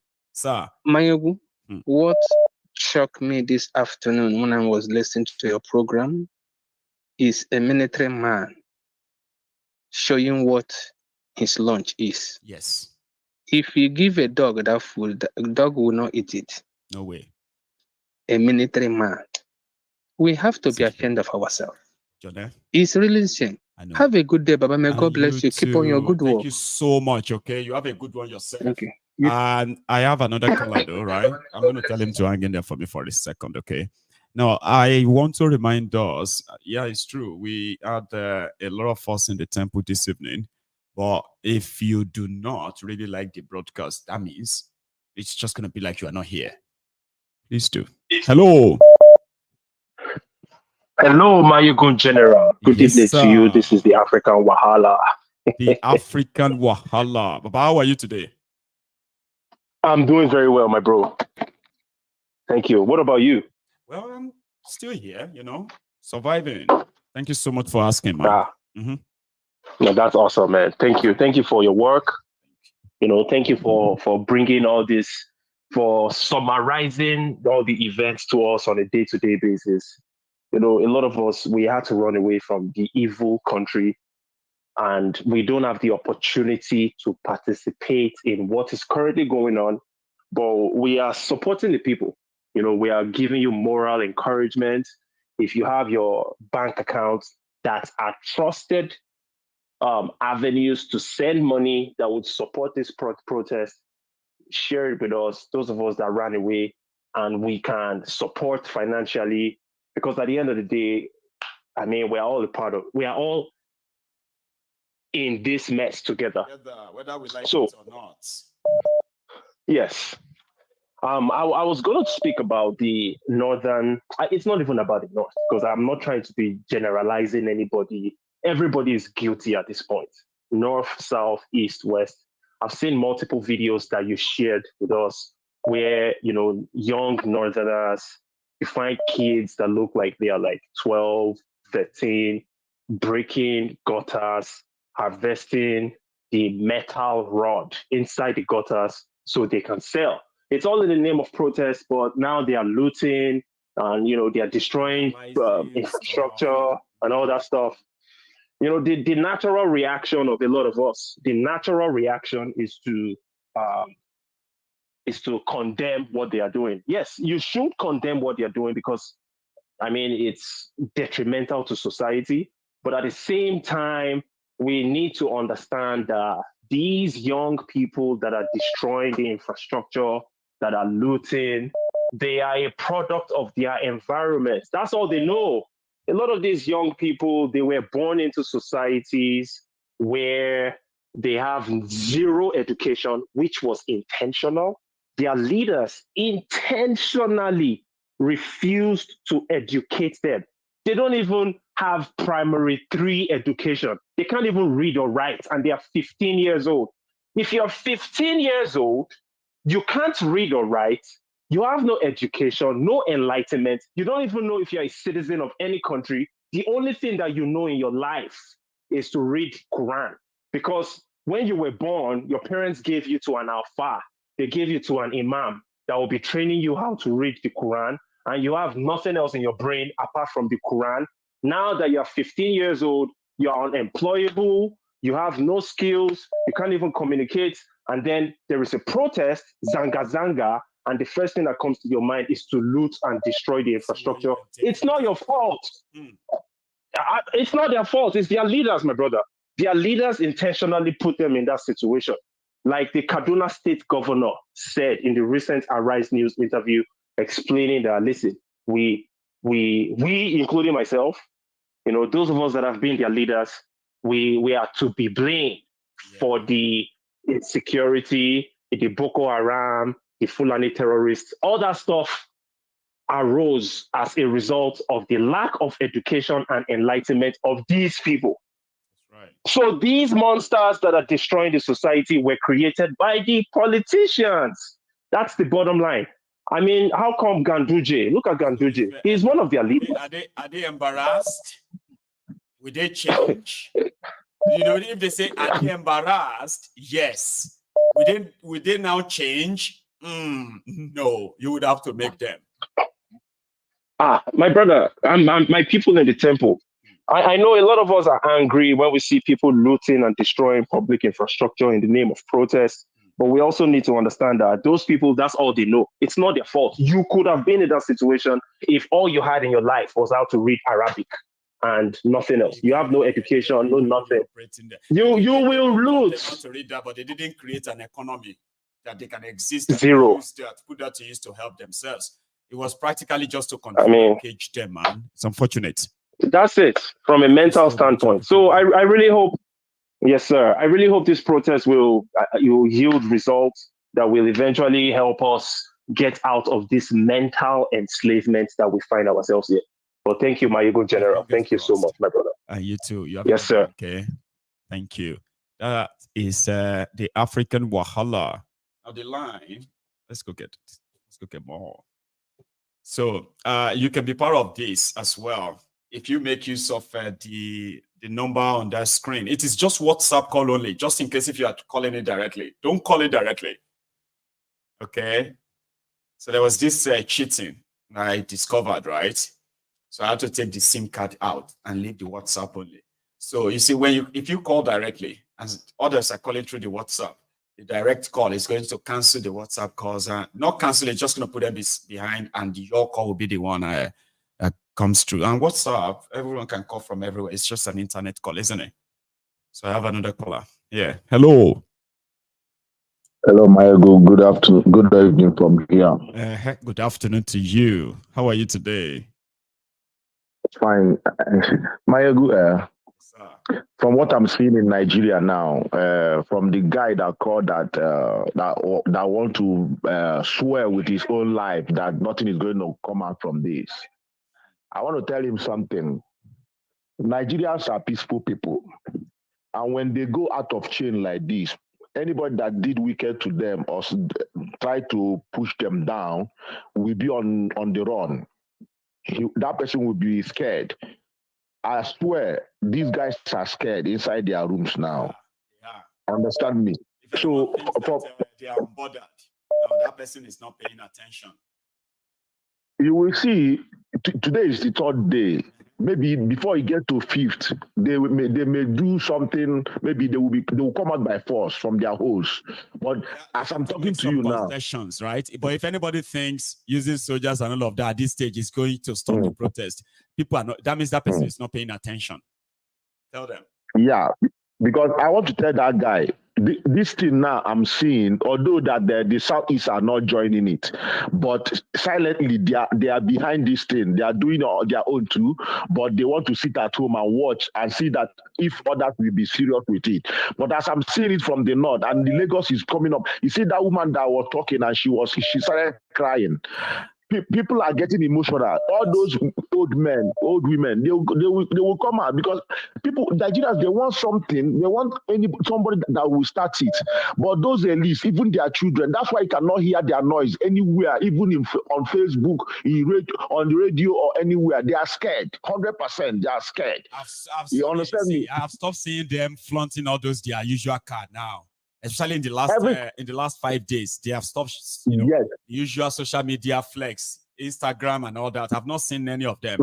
They've gone quiet. They are hiding. They are hiding. All of them, they are hiding. So they are scared about, and they know that they have done Nigerians bad. So that Nigerians are very, very hungry and angry.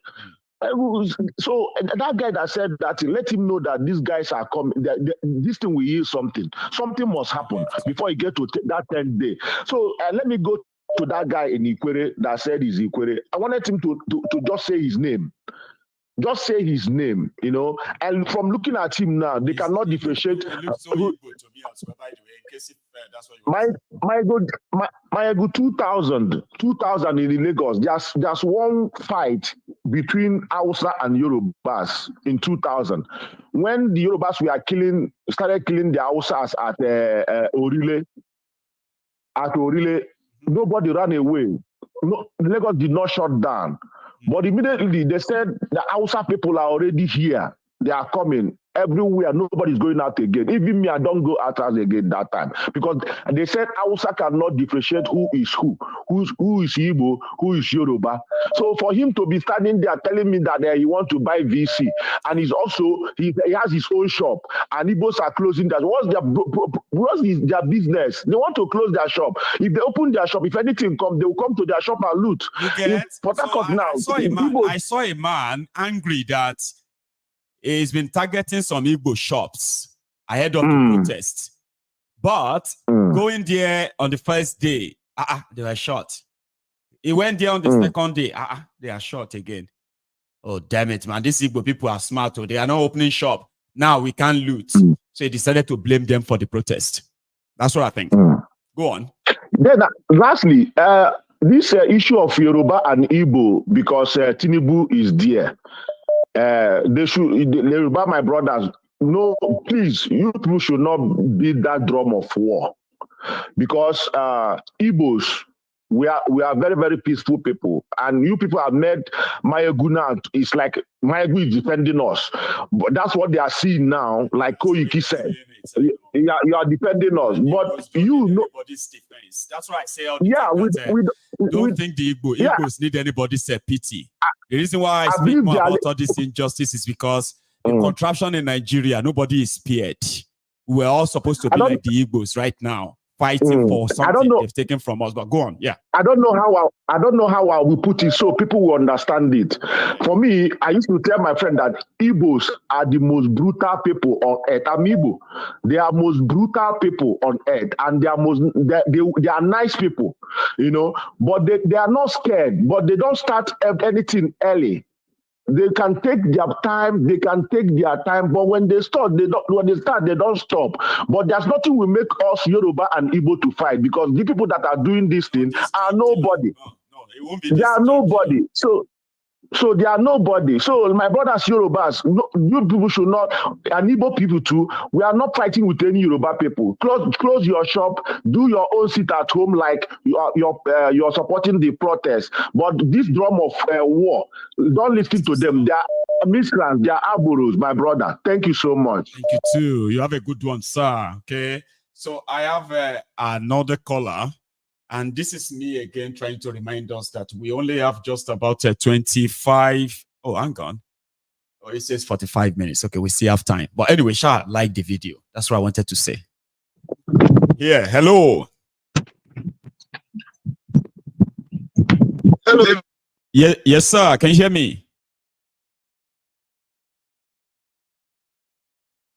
Are you there?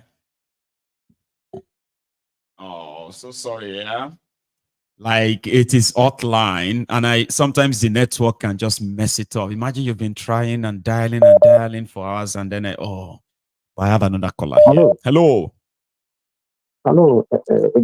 Hello, sir. How are you? Oh, my God, I'm fine, my grand. For educating us and thank you. Keeping us to know what is going on in the country. Hello? I deal with you. I'm here with you, sir. Please, all of us can hear you. This, because this fight is not live in Nigeria. Is there anyhow we that live in diaspora can ask a lot of things has been going underground, we can be there are ways. So there are those. At least those people. Go on. Sorry, go on. Those people there can have at least, that somebody can buy bonds, somebody can buy grant, somebody who has been standing there and shouting. Like fight is not the only fight for people who fight for every Nigerian who means well for. That's what I'm saying. Because there was a time. But let me advise. Yeah, let me advise on that. Okay. There are dedicated sort of groups. For example, we have the group of lawyers who are offering pro bono to ensure that everyone arrested by the police or anywhere in Nigeria because of this protest, right? They will stand for them and get them released. Okay. So that's one. We have those who are putting together as well. When I say we, people are just doing all these things in like a cluster style, right? Like people are just kind of volunteering. Sure, you get. So we have those who are doctors who want to treat, injured as well. So what I'm going to do is I'm going to begin to look out for all these, legitimate links and share them with us here, and we can go on and support us as we wish. Okay, I'll work on that. Okay. So I think is very for anybody. It's not like you said voluntarily. $20 I'm supporting. Yeah. For another one too, right? Another one, right? Yeah, another one. You can identify with, for example, look at the Take It Back. For example, they have done so tremendously well. If all of us want to kind of, give them their flowers, right? In awareness, in mobilization, and even keeping this going in many, many parts of Nigeria, right? So to those who might feel comfortable and all of that, we should all feel. I will look out for their own contact as well, and I will share every detail of different group that we have choices, right? That we can support, where we'll continue to monitor the development. Okay, I'll work on that. So much and keep us updates. Like I said, I will. It's not only for the people who live there. Thank you so much. Okay, so I'll take another one. God bless you. You have a good one, sir. Now that's a very good, sort of question, if you put it that way. Very good question. A lot of people have been asking. But usually, what I have seen in the last 2 days is that there are some, there are protesters, right, who say sort of stories or their own interviews actually goes viral, and they got instant support. Like the lady you saw a video yesterday, that lady, that teacher that turned to hawker and said her own 2 daughters are also hawking because she can't send them to school. She has been found, and Nigerians all over the world have been really, really, really, donating to her. I'm talking about somebody who has personally currently made more than if not more than 2 million naira as we speak. Others are trying to get to see if they could get her a job, teaching job. Others are offering maybe they could get her, a shop. There are things happening. Okay, but apart from these outliers, okay, we cannot indeed help the entire protest by, funding those who are offering voluntary services to supporting the protest. Okay, that too. Hello, my good general. Yes, sir. How are you? My good general. Thank you so much. Yeah, I'm very well. Thank you. Please. Thank you for all you do, Mayegun. I don't know, maybe you remember before the protest started on Thursday, I called and I was a bit skeptical about this whole thing. You said I should wait and see. I remember. You remember me now? Yeah, and I said, I also said that I'm looking forward to the time that when it kicks off, you're going to be seated in front of your TV there, and you'll be kind of having this smile all over your face. You won't notice it until you are so deep into it, like, oh. Yeah. So thank you so much for this. So what is it's been 3 days. Yes, sir. Well, thank you for the awareness, yes, in your own little way. People like you, if we can have so many people like you around the globe, passionate about their country, probably, you say things the way it is, irrespective of your personality or your status.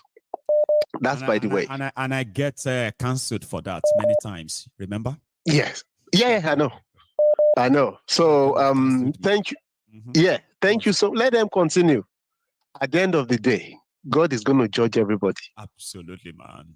People should remember one day they will close their eyes. They won't be able to open it. Tell them, Baba. They should look, they should remember that day. They will close their eyes, they won't be able to open it. This will become nothing. Nothing. Absolutely nothing. Quickly, for other people. Sir. I said it, I want to thank people that came out, people that are coming out, and people that will still come out. I want to thank them. They are fighting.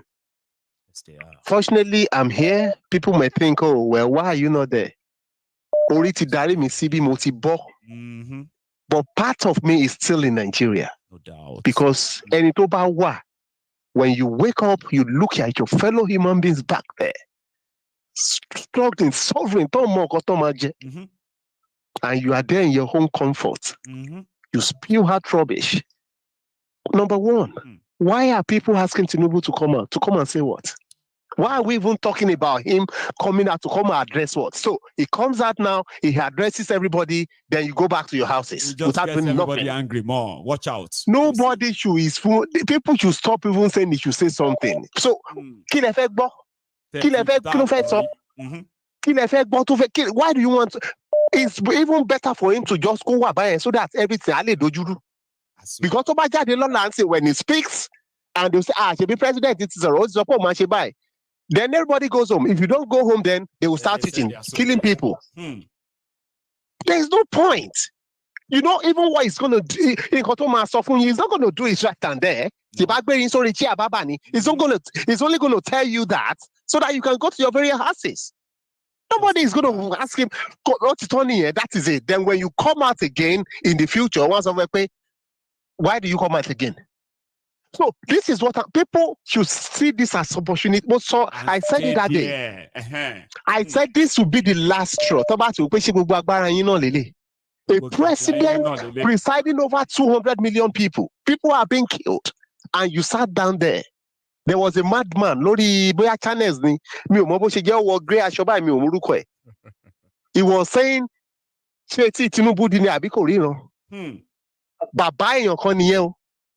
so your child can be struggling and shouting for help, and you are in your bed. I'm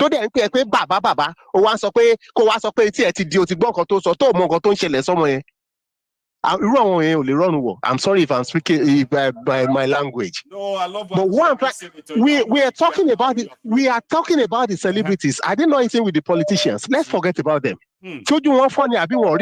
We are selfish. Typical Nigerian, we are selfish. And these people you see on the street, people go protest and they are praying the basis of all these musicians. And you see them, these people are suffering. And you want to let it okay. Because they talk on you. Money now, water now. Artists, entertainers. But when any connection, so why will you talk? You won't now. Typical Nigerians are selfish. You look at the pastors. I mean, people are about to find out how deep Tinubu's pocket is and how many people he has on his apron string. You know that a lot of people cannot stand for real. If they cannot stand. You look at the Obas and what am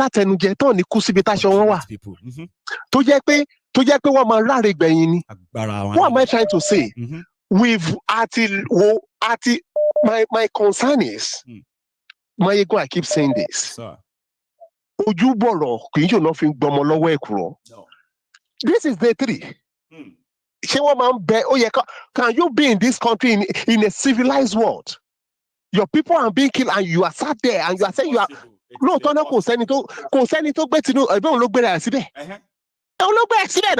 So when or Nigeria Bibeli got is so the violent take it by force. That's right. Or Nigeria we are done for.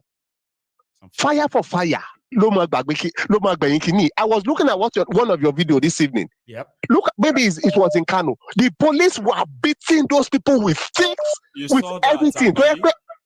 I mean, initially when I first saw that video, I didn't see that coming. Man, when they unleashed that violence on there, I said, look at that armor car that they drove. Look at the armor car they drove. Oh, I believe anybody. They just drove. I just didn't want to bring the video on your screen. They killed one of their own colleagues in the process. Sherry, yes, sir. fire for fire. Because that's what is going to get there. Right now. People, the masses don't have that kind of, because in control of if that madman senator to support Mama Jackie Kinika protest, we'll go there eat. This one's gonna protest. Also minimum wage to rise. Àwọn mi ò ní kú síbi táṣọ wọn wà o. Nǹkan tó dẹ̀ fi ojú àwọn èèyàn rí tó pé àwọn èèyàn ń ké tẹkúntẹkún títí kan ìran wọn. Olọ́lọ́ máa fi ya ẹ̀jẹ̀ wọn. Àṣẹ bẹ́ẹ̀, bàbá. That is why that is my observation, because I'm so happy about the turnout, but I just feel keep the momentum going. And never it has to continue. Honestly, even after that 10 days, go home as promised. Now almost 90%. You have this thing has to continue. We have to, because if we miss this one, I said it that day. I know. So come on, Ben. No, don't beg the president to come out. There is person that didn't advise you when he was campaigning. Write them up again tomorrow. The person that didn't campaign for you. Sorry, the violent take it by force. Let me just thank you so much for all you do. We're gonna keep watching. Yes, sir. And God will give you that grace to keep going, let people say they are, because you are here. Hunger is what is keeping them going. You have no idea. They know their demands. Okay. They know that the only thing that can break them, sir, if Tinubu's broadcast tomorrow morning, 7 a.m., says petrol will go back to 150, electricity will go back to what it was before he escalated, right? To me, I'm now of the opinion of Peko Jade. He's not going to tell you petrol man shaking. They will only say right now. They will just say, oh, Shebi he has addressed everybody and everybody should go home. Then they will start killing people. Right. Oh, come up there. Right. Come up, let's get her. And you are sat there. They have put on the ring light, camera rolling as we are watching this video right now. Okay. They are going to do the cut and join before 2 a.m. this tomorrow. Then by 7 a.m. they go down give on 20 and the rest of them to rebroadcast the recorded stuff, right? I just pray, honestly, I thank God to do that, and God will continue, and whichever way, maybe to donate to even water, because even most of all those they've not even eaten. I know. They've not even, they are doing this just for so many people, and our elderly ones. And you will be shouting. If all of those people come out,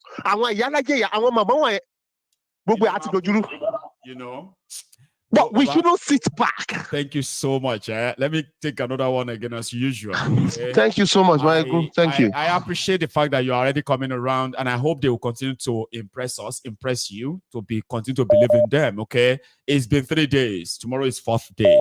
See you tomorrow. Right? Thank you so much, Michael. Thank you, Baba.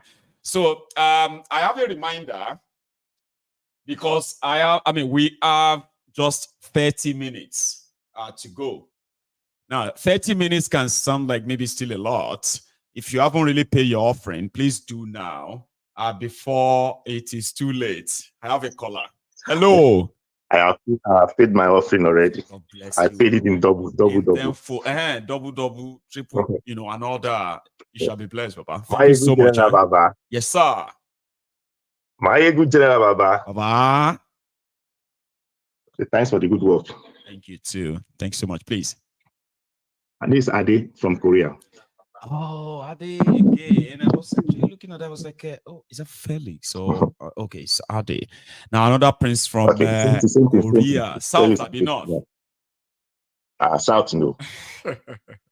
Anyway, Baba, thank you so much for joining us, okay? Please.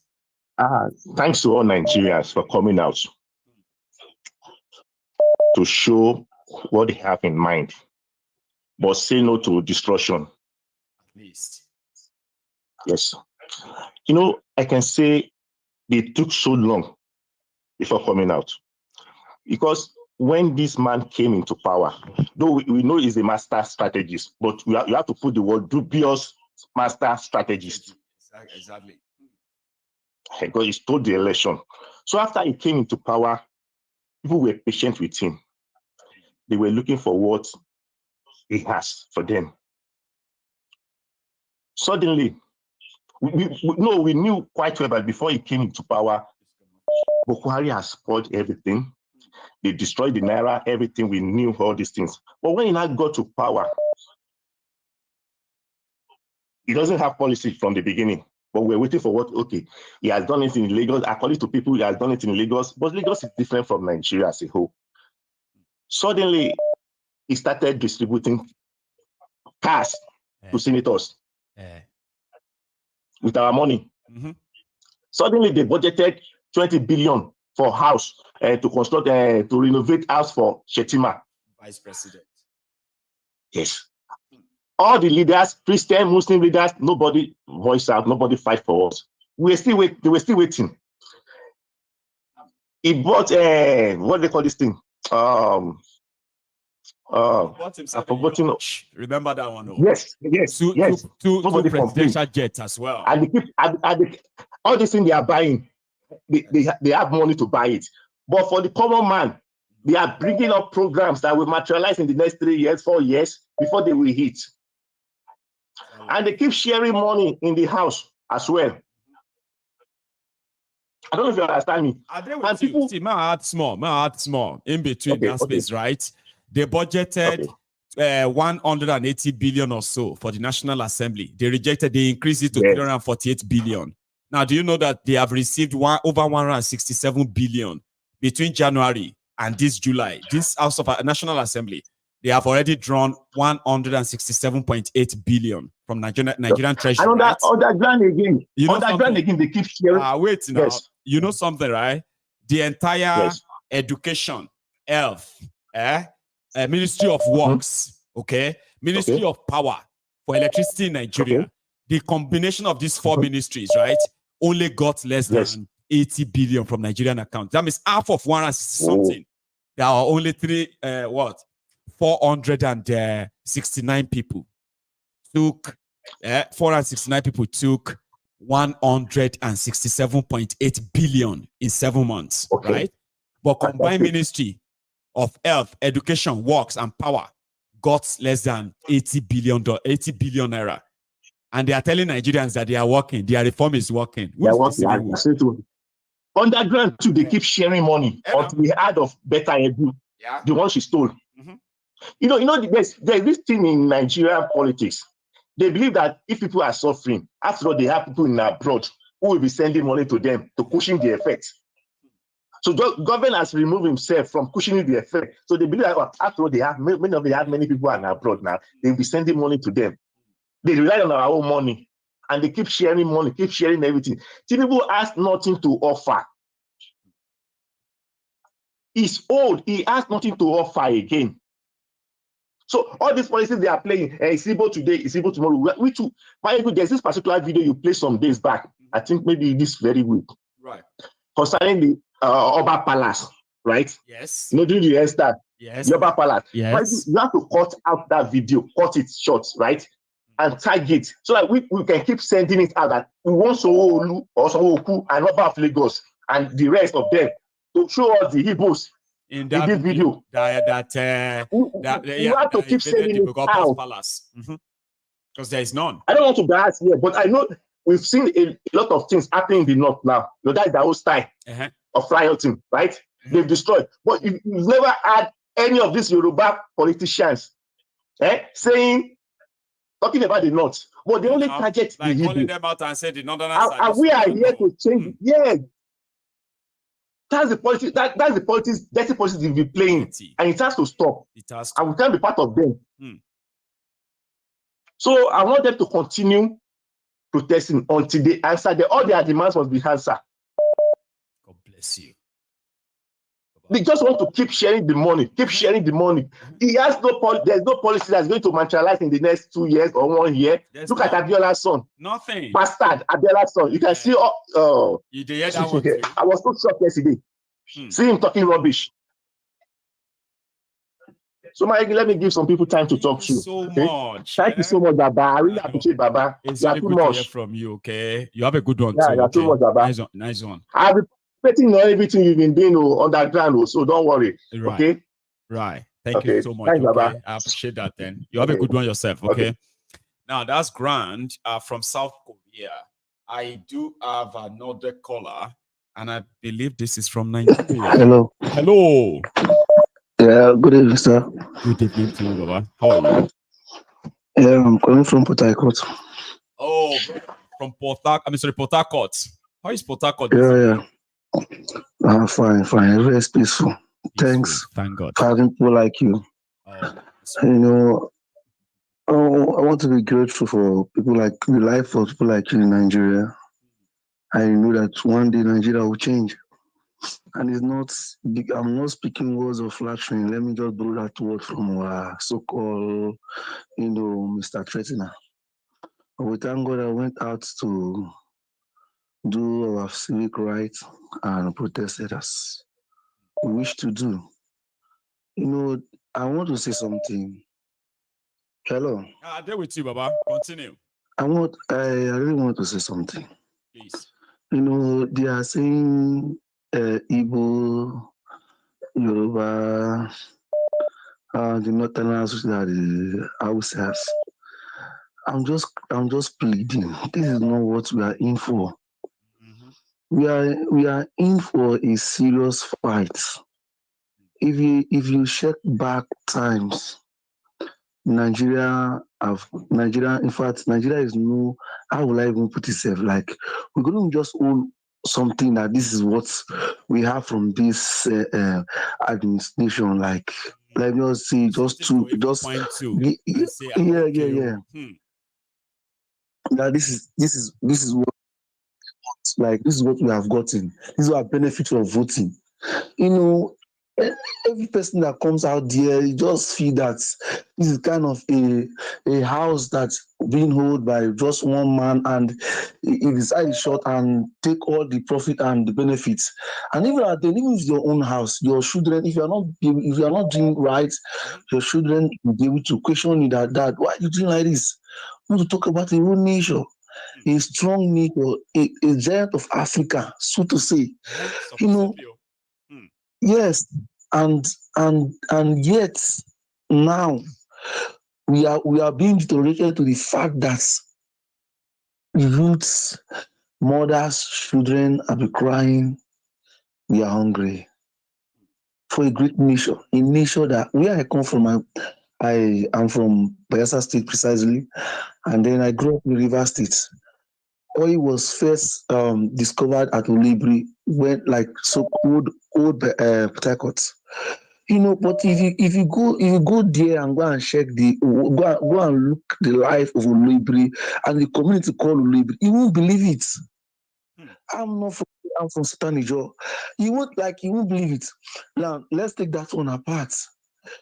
And then this so-called, like, if you go to Bayelsa State, where this is a state that produced a president, one time a president, we thank God for that. And if you go to that state, as in, it can't be compared to other states. And when people are talking, they will say that Bayelsa State, just a new state that being created by Abacha. Fine, but the other states are there. If you got to compare, same time, 1995, So what happened? Yes. How come? And those ones didn't have oil, They don't have oil like Bayelsa. Yes. We are far behind.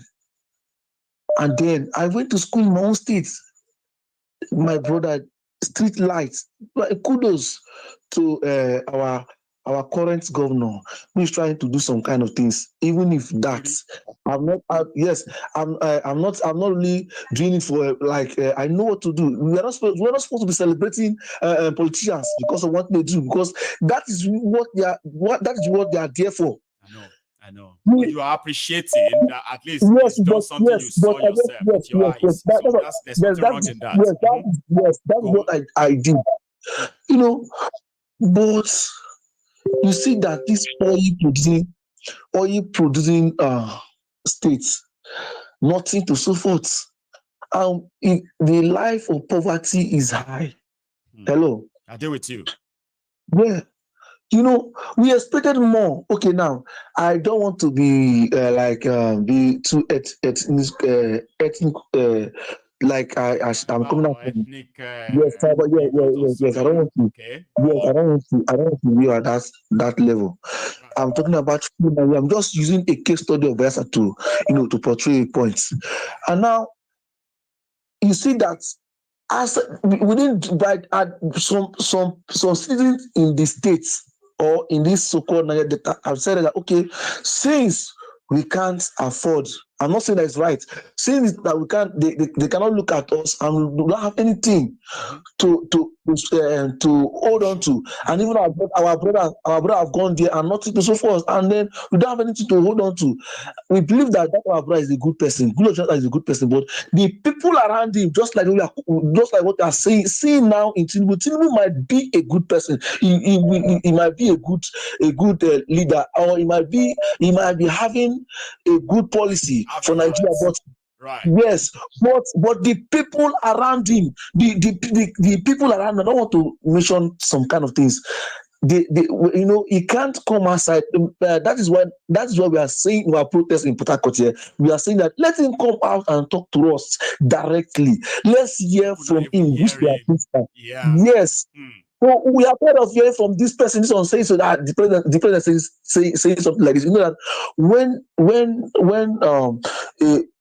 a story is being carried out, the original writer of that story and the person that is narrating on his behalf might not tell the truth and the way the person is. You understand? Why making a statement, or why making that story?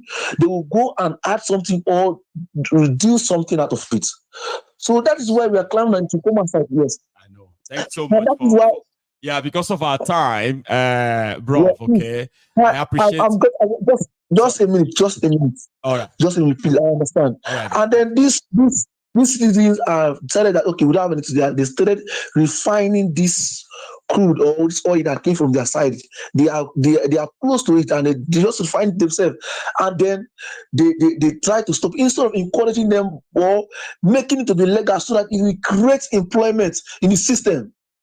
And then they damn it. Yes, I understand there's a theft, but if you go the other way around, you will see that this so-called person, they are the ones that if you go to the fuel station, you don't have the diesel, you might not see kerosene. It was only fuel, and then at the end of it, these persons try as much as possible, try to provide for the nation, or try to provide for their own end, and then instead of making it to be more better, I believe that if a country like China or other nations, they will just like, this is what they can do.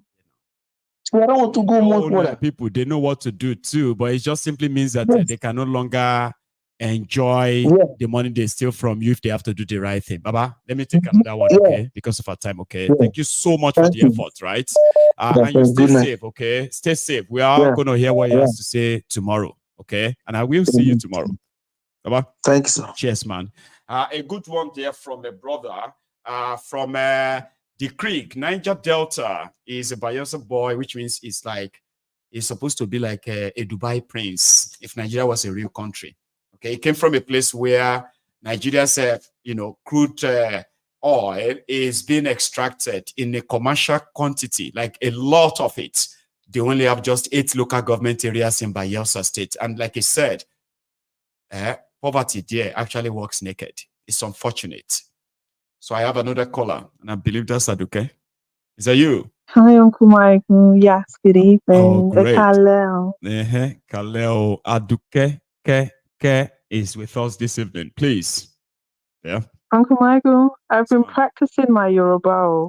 I'm preparing. Keep it up. We'll give you a mic at the Yoruba Union Summit in Glasgow, so you can come and reach something out.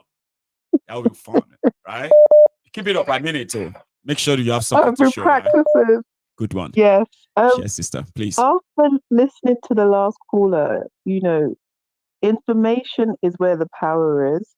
Right. And I think one of the challenges, I keep on saying it, is that the government control the information. And if the government controls the information, how do the people get the information?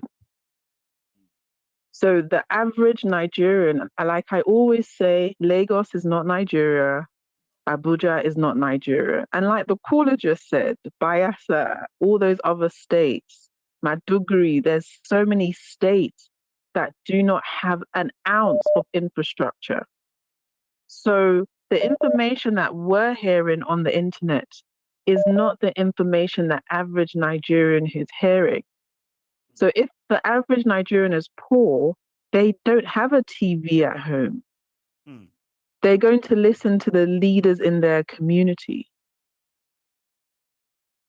And those leaders are going to try to control them. And the channels that they do have, TVC, AIT, all the radio channels are censored. The radio channels do not give the full picture.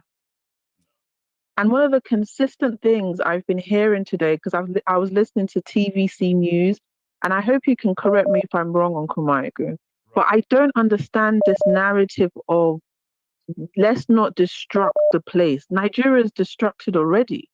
I don't. So do that when intentionally, yeah, just to make people feel like they will be responsible for an already battered, damaged country, right? To make them feel guilty. I don't think that's going to work anymore. Exactly. So that's been the consistent narrative on all the media platforms. Do not destruct Nigeria. Yeah, but my question to everybody is: isn't Nigeria already disrupted? How can you not have light in 2024? Your country is already disrupted. That's already been disrupted. So why are you so conscious? Because what, young boys want to break a window? You don't have light. You know that's mental illness. So everyone I heard somebody call in and say, "Oh, we're not going to promote destruction." So what are we promoting then? It's already destructed. It's already been disrupted. This is a disruption. Don't let anybody think it's another thing. Literally. So what are we saying? That's on every platform, Uncle Michael. Every TV presenter keeps on saying, "Oh, we will not stand for disruption." They can. How can you You're trying to control people, but you've stolen money. You know what I mean? You've stolen millions, and you're telling these people not to disrupt. The country's distressed. You don't have light. Does any 2024? You don't have light. Can people actually really think what that truly means in 2024? You do not have electricity. Uncle Michael, let me break this down. It's not that you don't have electricity. You don't have light. You don't even have a way to power electricity in 2024. When other countries, their children are doing AI at the age of 5 years old. And you're telling these people that are protesting that do not destroy. I want to practice my Yoruba. It doesn't make no sense. You not put sha. That would then make it a question mark, like a rhetorical question. Okay, let me practice. You get that? So when you say sha, it's like, are you sure? And you know, you already concluded that only one way, but that's why you said sha. Yeah, I like that. Go on. But it's like you are learning how to abuse. That's not the best way to learn Yoruba. Yes. They're teaching me. Yes, I need to learn how to abuse. Yeah. There's one guy I want to abuse. Dino. Olori Buruku. Dino. He's an Olori Buruku. He's not Olori Buruku. He's an Olori Buruku. How dare he tell young people not to protest? That man has stolen millions, Uncle Michael. Millions. It's unbelievable. His city in the north of Nigeria, I know I work with education. His city has the lowest literacy rates. So that's all I wanted to say today. We have to. When they keep saying to you, don't do disruption. The country is disrupted already. Please. What are they concerned about? Are they concerned about people's views or disruption? Aduka. Thank you, sir. much Bye, again. everybody. You have a Bye, good Uncle. night, okay? Bye. That's another thought-provoking stuff there for people to see how you can easily be manipulated, how you can easily be gaslighted. When, for example, the protesters are being gaslighted as we speak now, They are being gaslighted for them being killed. So you shouldn't have come out. Now they are killing you. Now you are making the police look bad. Yeah, like that. So they blame the victim. Nigeria is a place where you blame victims. You know that? So do what you can to make sure that you don't become a victim of Nigeria's misgovernance. But I don't even know if that's even a good advice, because right now, none of us even has any real choice from being a victim. All of us are already victims. Just be like saying a category by category. I have my last caller. This caller will be my last caller this evening. Okay, so let's see how that goes. Hello. Thank you, baby. How now? I did. How are you? Akiola again. I managed to get this through. Time you are not calling to first one, so majority of those who are going to respond to you will have to keep it tomorrow. You know how wonderful is that? Now, how are you this evening, though? I'm fantastic. I'm just saying, let me bring a new digression to what's going on now. I know that Nigerian one will be ongoing. This one is slightly different. And I can't wait for your, what do you call it, that something man, your bobo now. If I remember his name, something man. Okay, anyway. Dark man, JJ man. No, JJ man. That's Prince JJ man. That's the one. The prince. Yes, yeah. But it's not for JJ man. We can't wait for his input. Look, there's this woman in South Africa, Chidima Adeshina. I think she's one of this model that is a Nigerian. Yes, yes, it's terrible. Look, this is a South Africa born, but it just happened to be of maybe Nigerian parents. Yeah, and his dad is Nigerian, his mom is Zulu South African. You know something? I'm sorry, our mom rather. Our mom is our dad is Nigerian. Our mom is Zulu South African, but there's also a mix. You see our mom, our own mom. Yeah. See our own mom, right? Or should I say our grandparents, right? They were not full South African. Zulu. Our mom's dad is from Mozambique. Yeah. Okay. Yes. But our mom's mom is from South Africa. So you see all this whole mix-up thing, right? South Africans are running mad about that today. I mean, they've been running mad about it for the past 1 week now. Yeah, but that's what I'm going. So look, what is paining me is, look, it's about even it's not white South Africa that are complaining. These are young South Africa. Yeah, black South African. And I can't beg asking myself, I don't know what education they're giving them in South Africa. When they're saying it, they really meant it. That look, she doesn't have a name like South African. She doesn't look South African. She's even from Nigeria. And look, they don't have problem. There's another one called Sherry Wang. They don't speak much of Nigerian languages. Tell me about it. No, I didn't pay attention to this. That's another one called Sherry Wang. Is fully Chinese? And South Africans don't have any problem with a Chinese representing Miss. So I think the black South Africa, I think we have something with their brain now. And I think you being the social. See, it's not even just against Nigerians, okay? They have this, there are some of them that have this xenophobic feelings towards blacks generally. And it is so ridiculous, right? That they don't have any problem with white or Indians or even Chinese. This is a problem. So it's not about xenophobic now. I think the problem now is it's more like a self-hatred, and I think this apartheid system, and I think maybe it's a nightmare. They're suffering from something that I can't even define it. The reason being that, and when I really look carefully, the people propagating this are the young. I don't know what the older ones look, but when I look at social media, these children, they're not like more than like 30, in their 30s.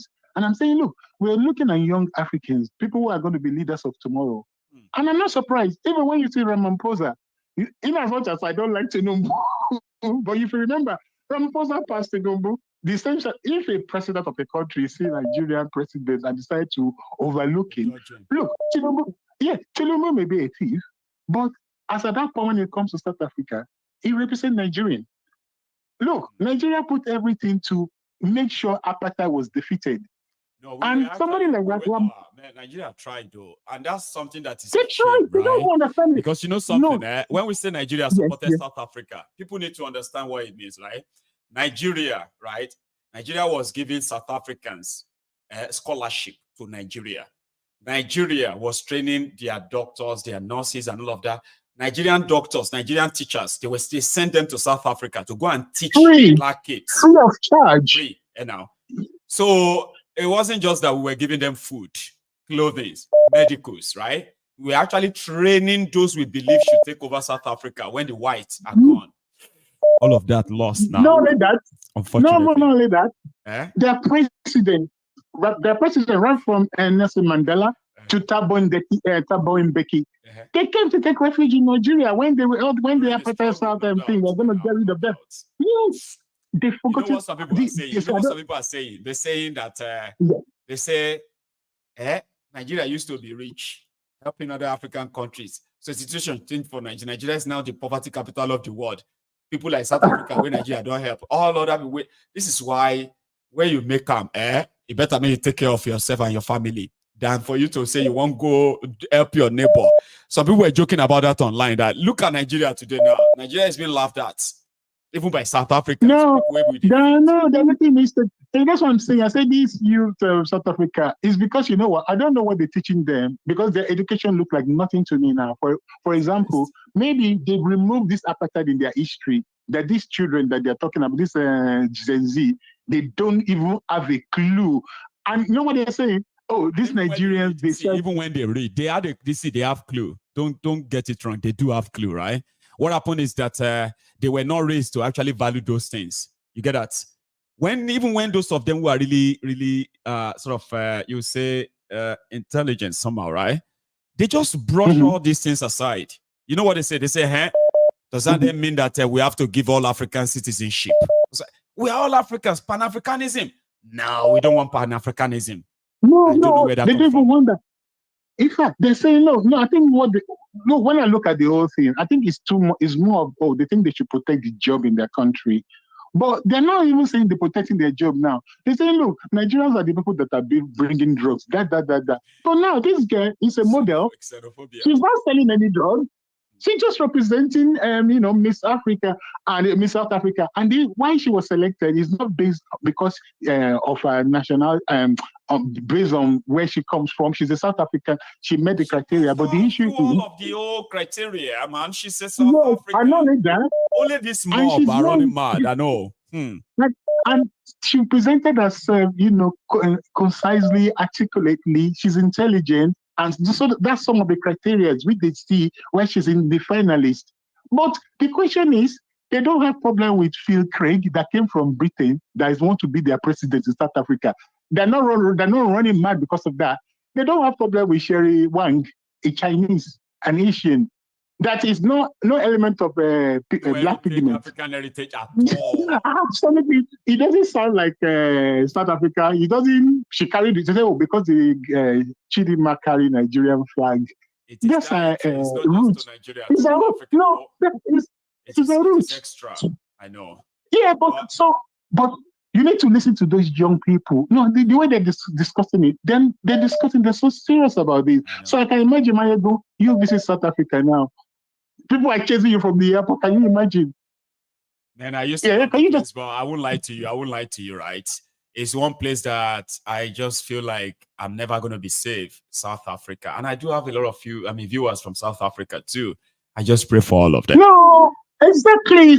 They appreciate you. I watch them every now and then, and I can tell you I have an idea of, I'm aware of all these things you are talking about. But personally, I'm just like, no, it is too toxic.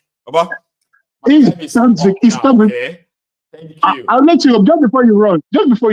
You see, other people, I've been looking at when you look at social media, many people, not just we Nigerians, many people from Africa are condemning this. I say, look, something doesn't look right about this South African. So on the final note, the question is, what education? Are they teaching them history? Did they remove that history of apartheid from South Africa? That's what I don't know. If not, I think they need to unlearn colonialism and or whatever they put in these young people's head. And I bet you that very Africans feel the same way. But it's becoming something that people feel like, you know what? Everybody will just have to leave South Africa out of the Pan-Africanism at some point. It's unfortunate. So it's already lost. No, I'm afraid for them because the question is, the white people that are taking over the country, they are not worried about them. The time will come when they turn the heat on them, They look for other Africans to come and help them out. They won't find Nigeria. I've seen some of these Gen Z say many horrible things that way. They're like, we don't need you. Go and take care of yourself. You know what? Thank you so much. I need to go. Okay, I need to go. Bye. There'll be minority in their country, but don't worry. Yes, sir. You have a good one, okay? Thank you so much. Now, my time is so now fast spent, okay? I was going to say a few things before I leave, but I would rather just say happy birthday to our own Latu. Latu Aruna, happy birthday to you. Many happy returns, and yeah, we are looking forward to the next one. That's 2025. So let the rest of your life be the best of your life. That is always my own prayer. My second prayer is, I know, I can be weird somehow like that. So my prayers to people who are having birthdays is mostly to say, I don't know what you have been through. I don't know what before this is your birthday, but I can promise you, if you say to yourself that, you know what, from now on, I don't know how long I have left. You don't know how long you have left. But whatever is left of your life, whether it's going to be 20, 30, 40, 50, 60 years left, let it be the best of your own existence. I do pray that. The second one is I pray to people that I wish you what you wish yourself, since you will never wish yourself anything bad. All those good stuff, right? Mine is just to stamp it and say, for all you desire, right? For all you wish for yourself, so shall it be. And then you will say what? Amen. If you have faith. So let's hear it. God bless you and many happy returns, okay? And to the rest of us, right? Including my super chatters, Kinsley Ogiraki, Michael Igwe, thank you. Garba Life, yeah? That's our own Celia. Then I have Jefferson Kelechi. Thank you so much, And then finally, Latia Runo. God bless all of you. And to all my sharers, likers, and then new subscribers, right? You're going to have fun here. Just make sure that you don't have any Nigerian politicians that you like so much. That means we won't last. Just make sure you don't have any Nigerian politician you like so much. Okay? Apart from that, you're welcome on board. And then to the dear Templars, brethren, we will look forward to what Koolu has to say tomorrow. The protest continues tomorrow. This time, you have to take it to your churches. Others are going to have their church service on the streets, whichever way you found yourself. Please be peaceful and then protect yourselves, okay? Do not make yourself an easy target for these criminals. And if by any means you get into their trap and all that, speak out and scream out for help. There are those who are there to help you. All the best and good night to all of us.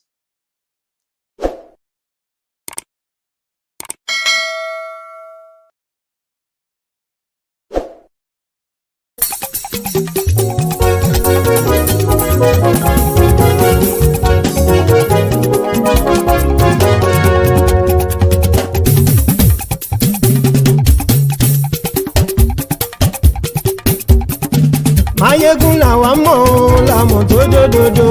Mayegun dayari Nayibi #1. Mayegun làwa mọ̀ làmọ̀ tó dòdòdò. Mayegun dayari Nayibi #1. Mayegun ti dé o ọ̀rẹ́ ara yìí. Mayegun dayari Nayibi #1. Lórí Facebook, lórí YouTube. Mayegun dayari Nayibi #1. Gbogbo bó ṣe ń lọ ni Mayegun já wa sí. Mayegun dayari Nayibi #1. Àṣírí ọ̀jẹ̀lú kì í bò níbẹ̀ o. Mayegun dayari Nayibi #1. Bó bá ṣe eré àní Mayegun máa wí. Mayegun dayari Nayibi #1. Ó sì tún ṣe eré wàá gbọ́ níbẹ̀ o. Mayegun dayari Nayibi #1. Mayegun dayari politico. Mayegun dayari Nayibi #1. Godfatherism kò sí lọ́rọ̀ Mayegun. Mayegun dayari Nayibi #1. Ẹ farabalẹ̀ sẹ́ o kẹgọ́rọ̀ lẹ́nu o. Mayegun dayari Nayibi #1. Àní Mayegun làwa mọ̀ tó dòdòdò. Mayegun dayari Nayibi #1.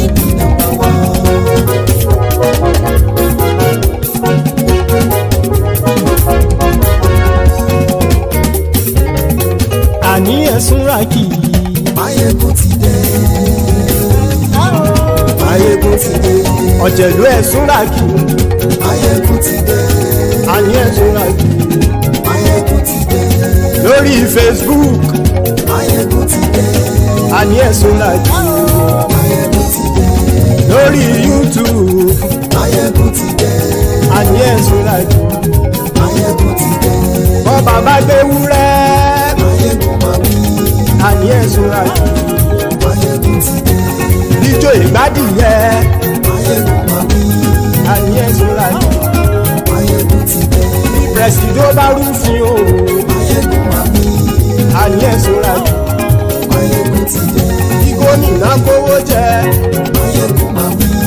Àní ẹ̀ súnra kì í. Máyégún ti dé. Ọlọ́pàá tí ń gba rìbá. Máyégún máa wí. Àní ẹ̀ súnra kì í. Máyégún ti dé. Aṣòfin tí ń rúfin o. Máyégún máa wí. Àní ẹ̀ súnra kì í. Máyégún ti dé. Òpùrọ́ olóṣèlú. Máyégún máa wí.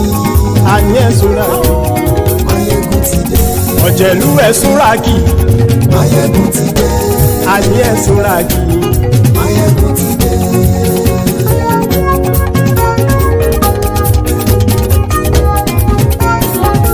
Máyégún ti dé. Gbogbo ọ̀jẹ̀lú ẹ̀ súnra kì í. Máyégún ti dé. Gbogbo ọ̀jẹ̀lú ẹ̀ súnra kì í.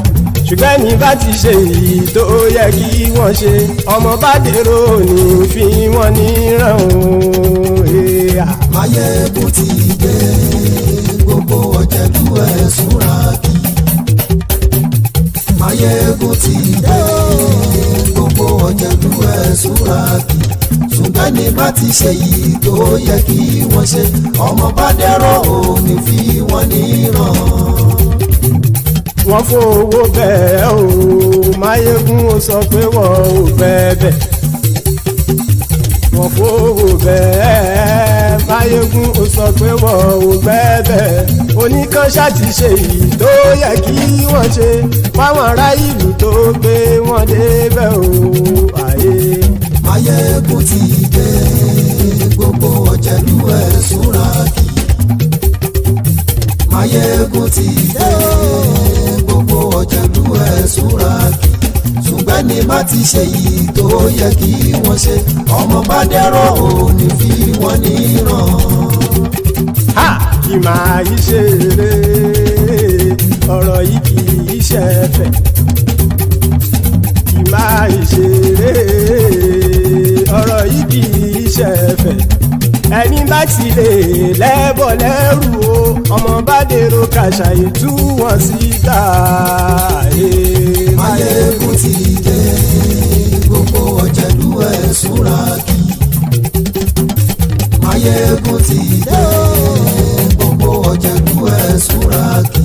Ṣùgbọ́n ní bá ti ṣe yìí tó yẹ kí wọ́n ṣe, ọmọ bá dẹ́rọ̀ ò ní fi wọ́n níran. Tẹnitẹni ọmọ Máyégún ọ̀rẹ́ ara ìlú mọ̀mọ́ ni mo fọlọ́hún ṣọ́ ẹ̀ bá kìlẹ́bù. Lóòótọ́ olódodo ìlú ọ̀tá ìlú mọ̀mọ́ ni ìwọ ṣá máa ń ṣọ́ra kò sì mọ́ bẹ̀rù. Bọ́tà ń lè rí bóníṣègùn lé káwọn mọ̀mọ́ fi ṣera wọn ni ó ti dẹrùn tí wọn ò gbọ́dọ̀ sì mọ́ bẹ̀. Èèpo ọ̀gọ̀ lọmọ bá dérò tàjẹ́ ò gbọ́dọ̀ jẹ́.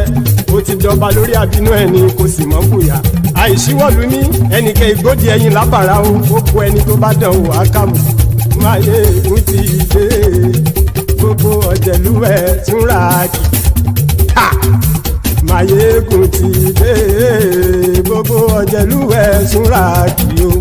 Ẹni bá ti ṣe yìí tó yẹ kí wọ́n ṣe, ọmọ bá dèrò òní fi wọ́n níran o.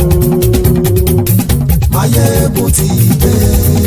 Gbogbo ọ̀jẹ̀lú ẹ̀ súnra kì í. Máyégún ti dé. Gbogbo ọ̀jẹ̀lú ẹ̀ súnra kì í. Ṣùgbọ́n ní bá ti ṣe yìí tó yẹ kí wọ́n ṣe, ọmọ bá dẹ́rọ̀ ò ní fi wọ́n níran.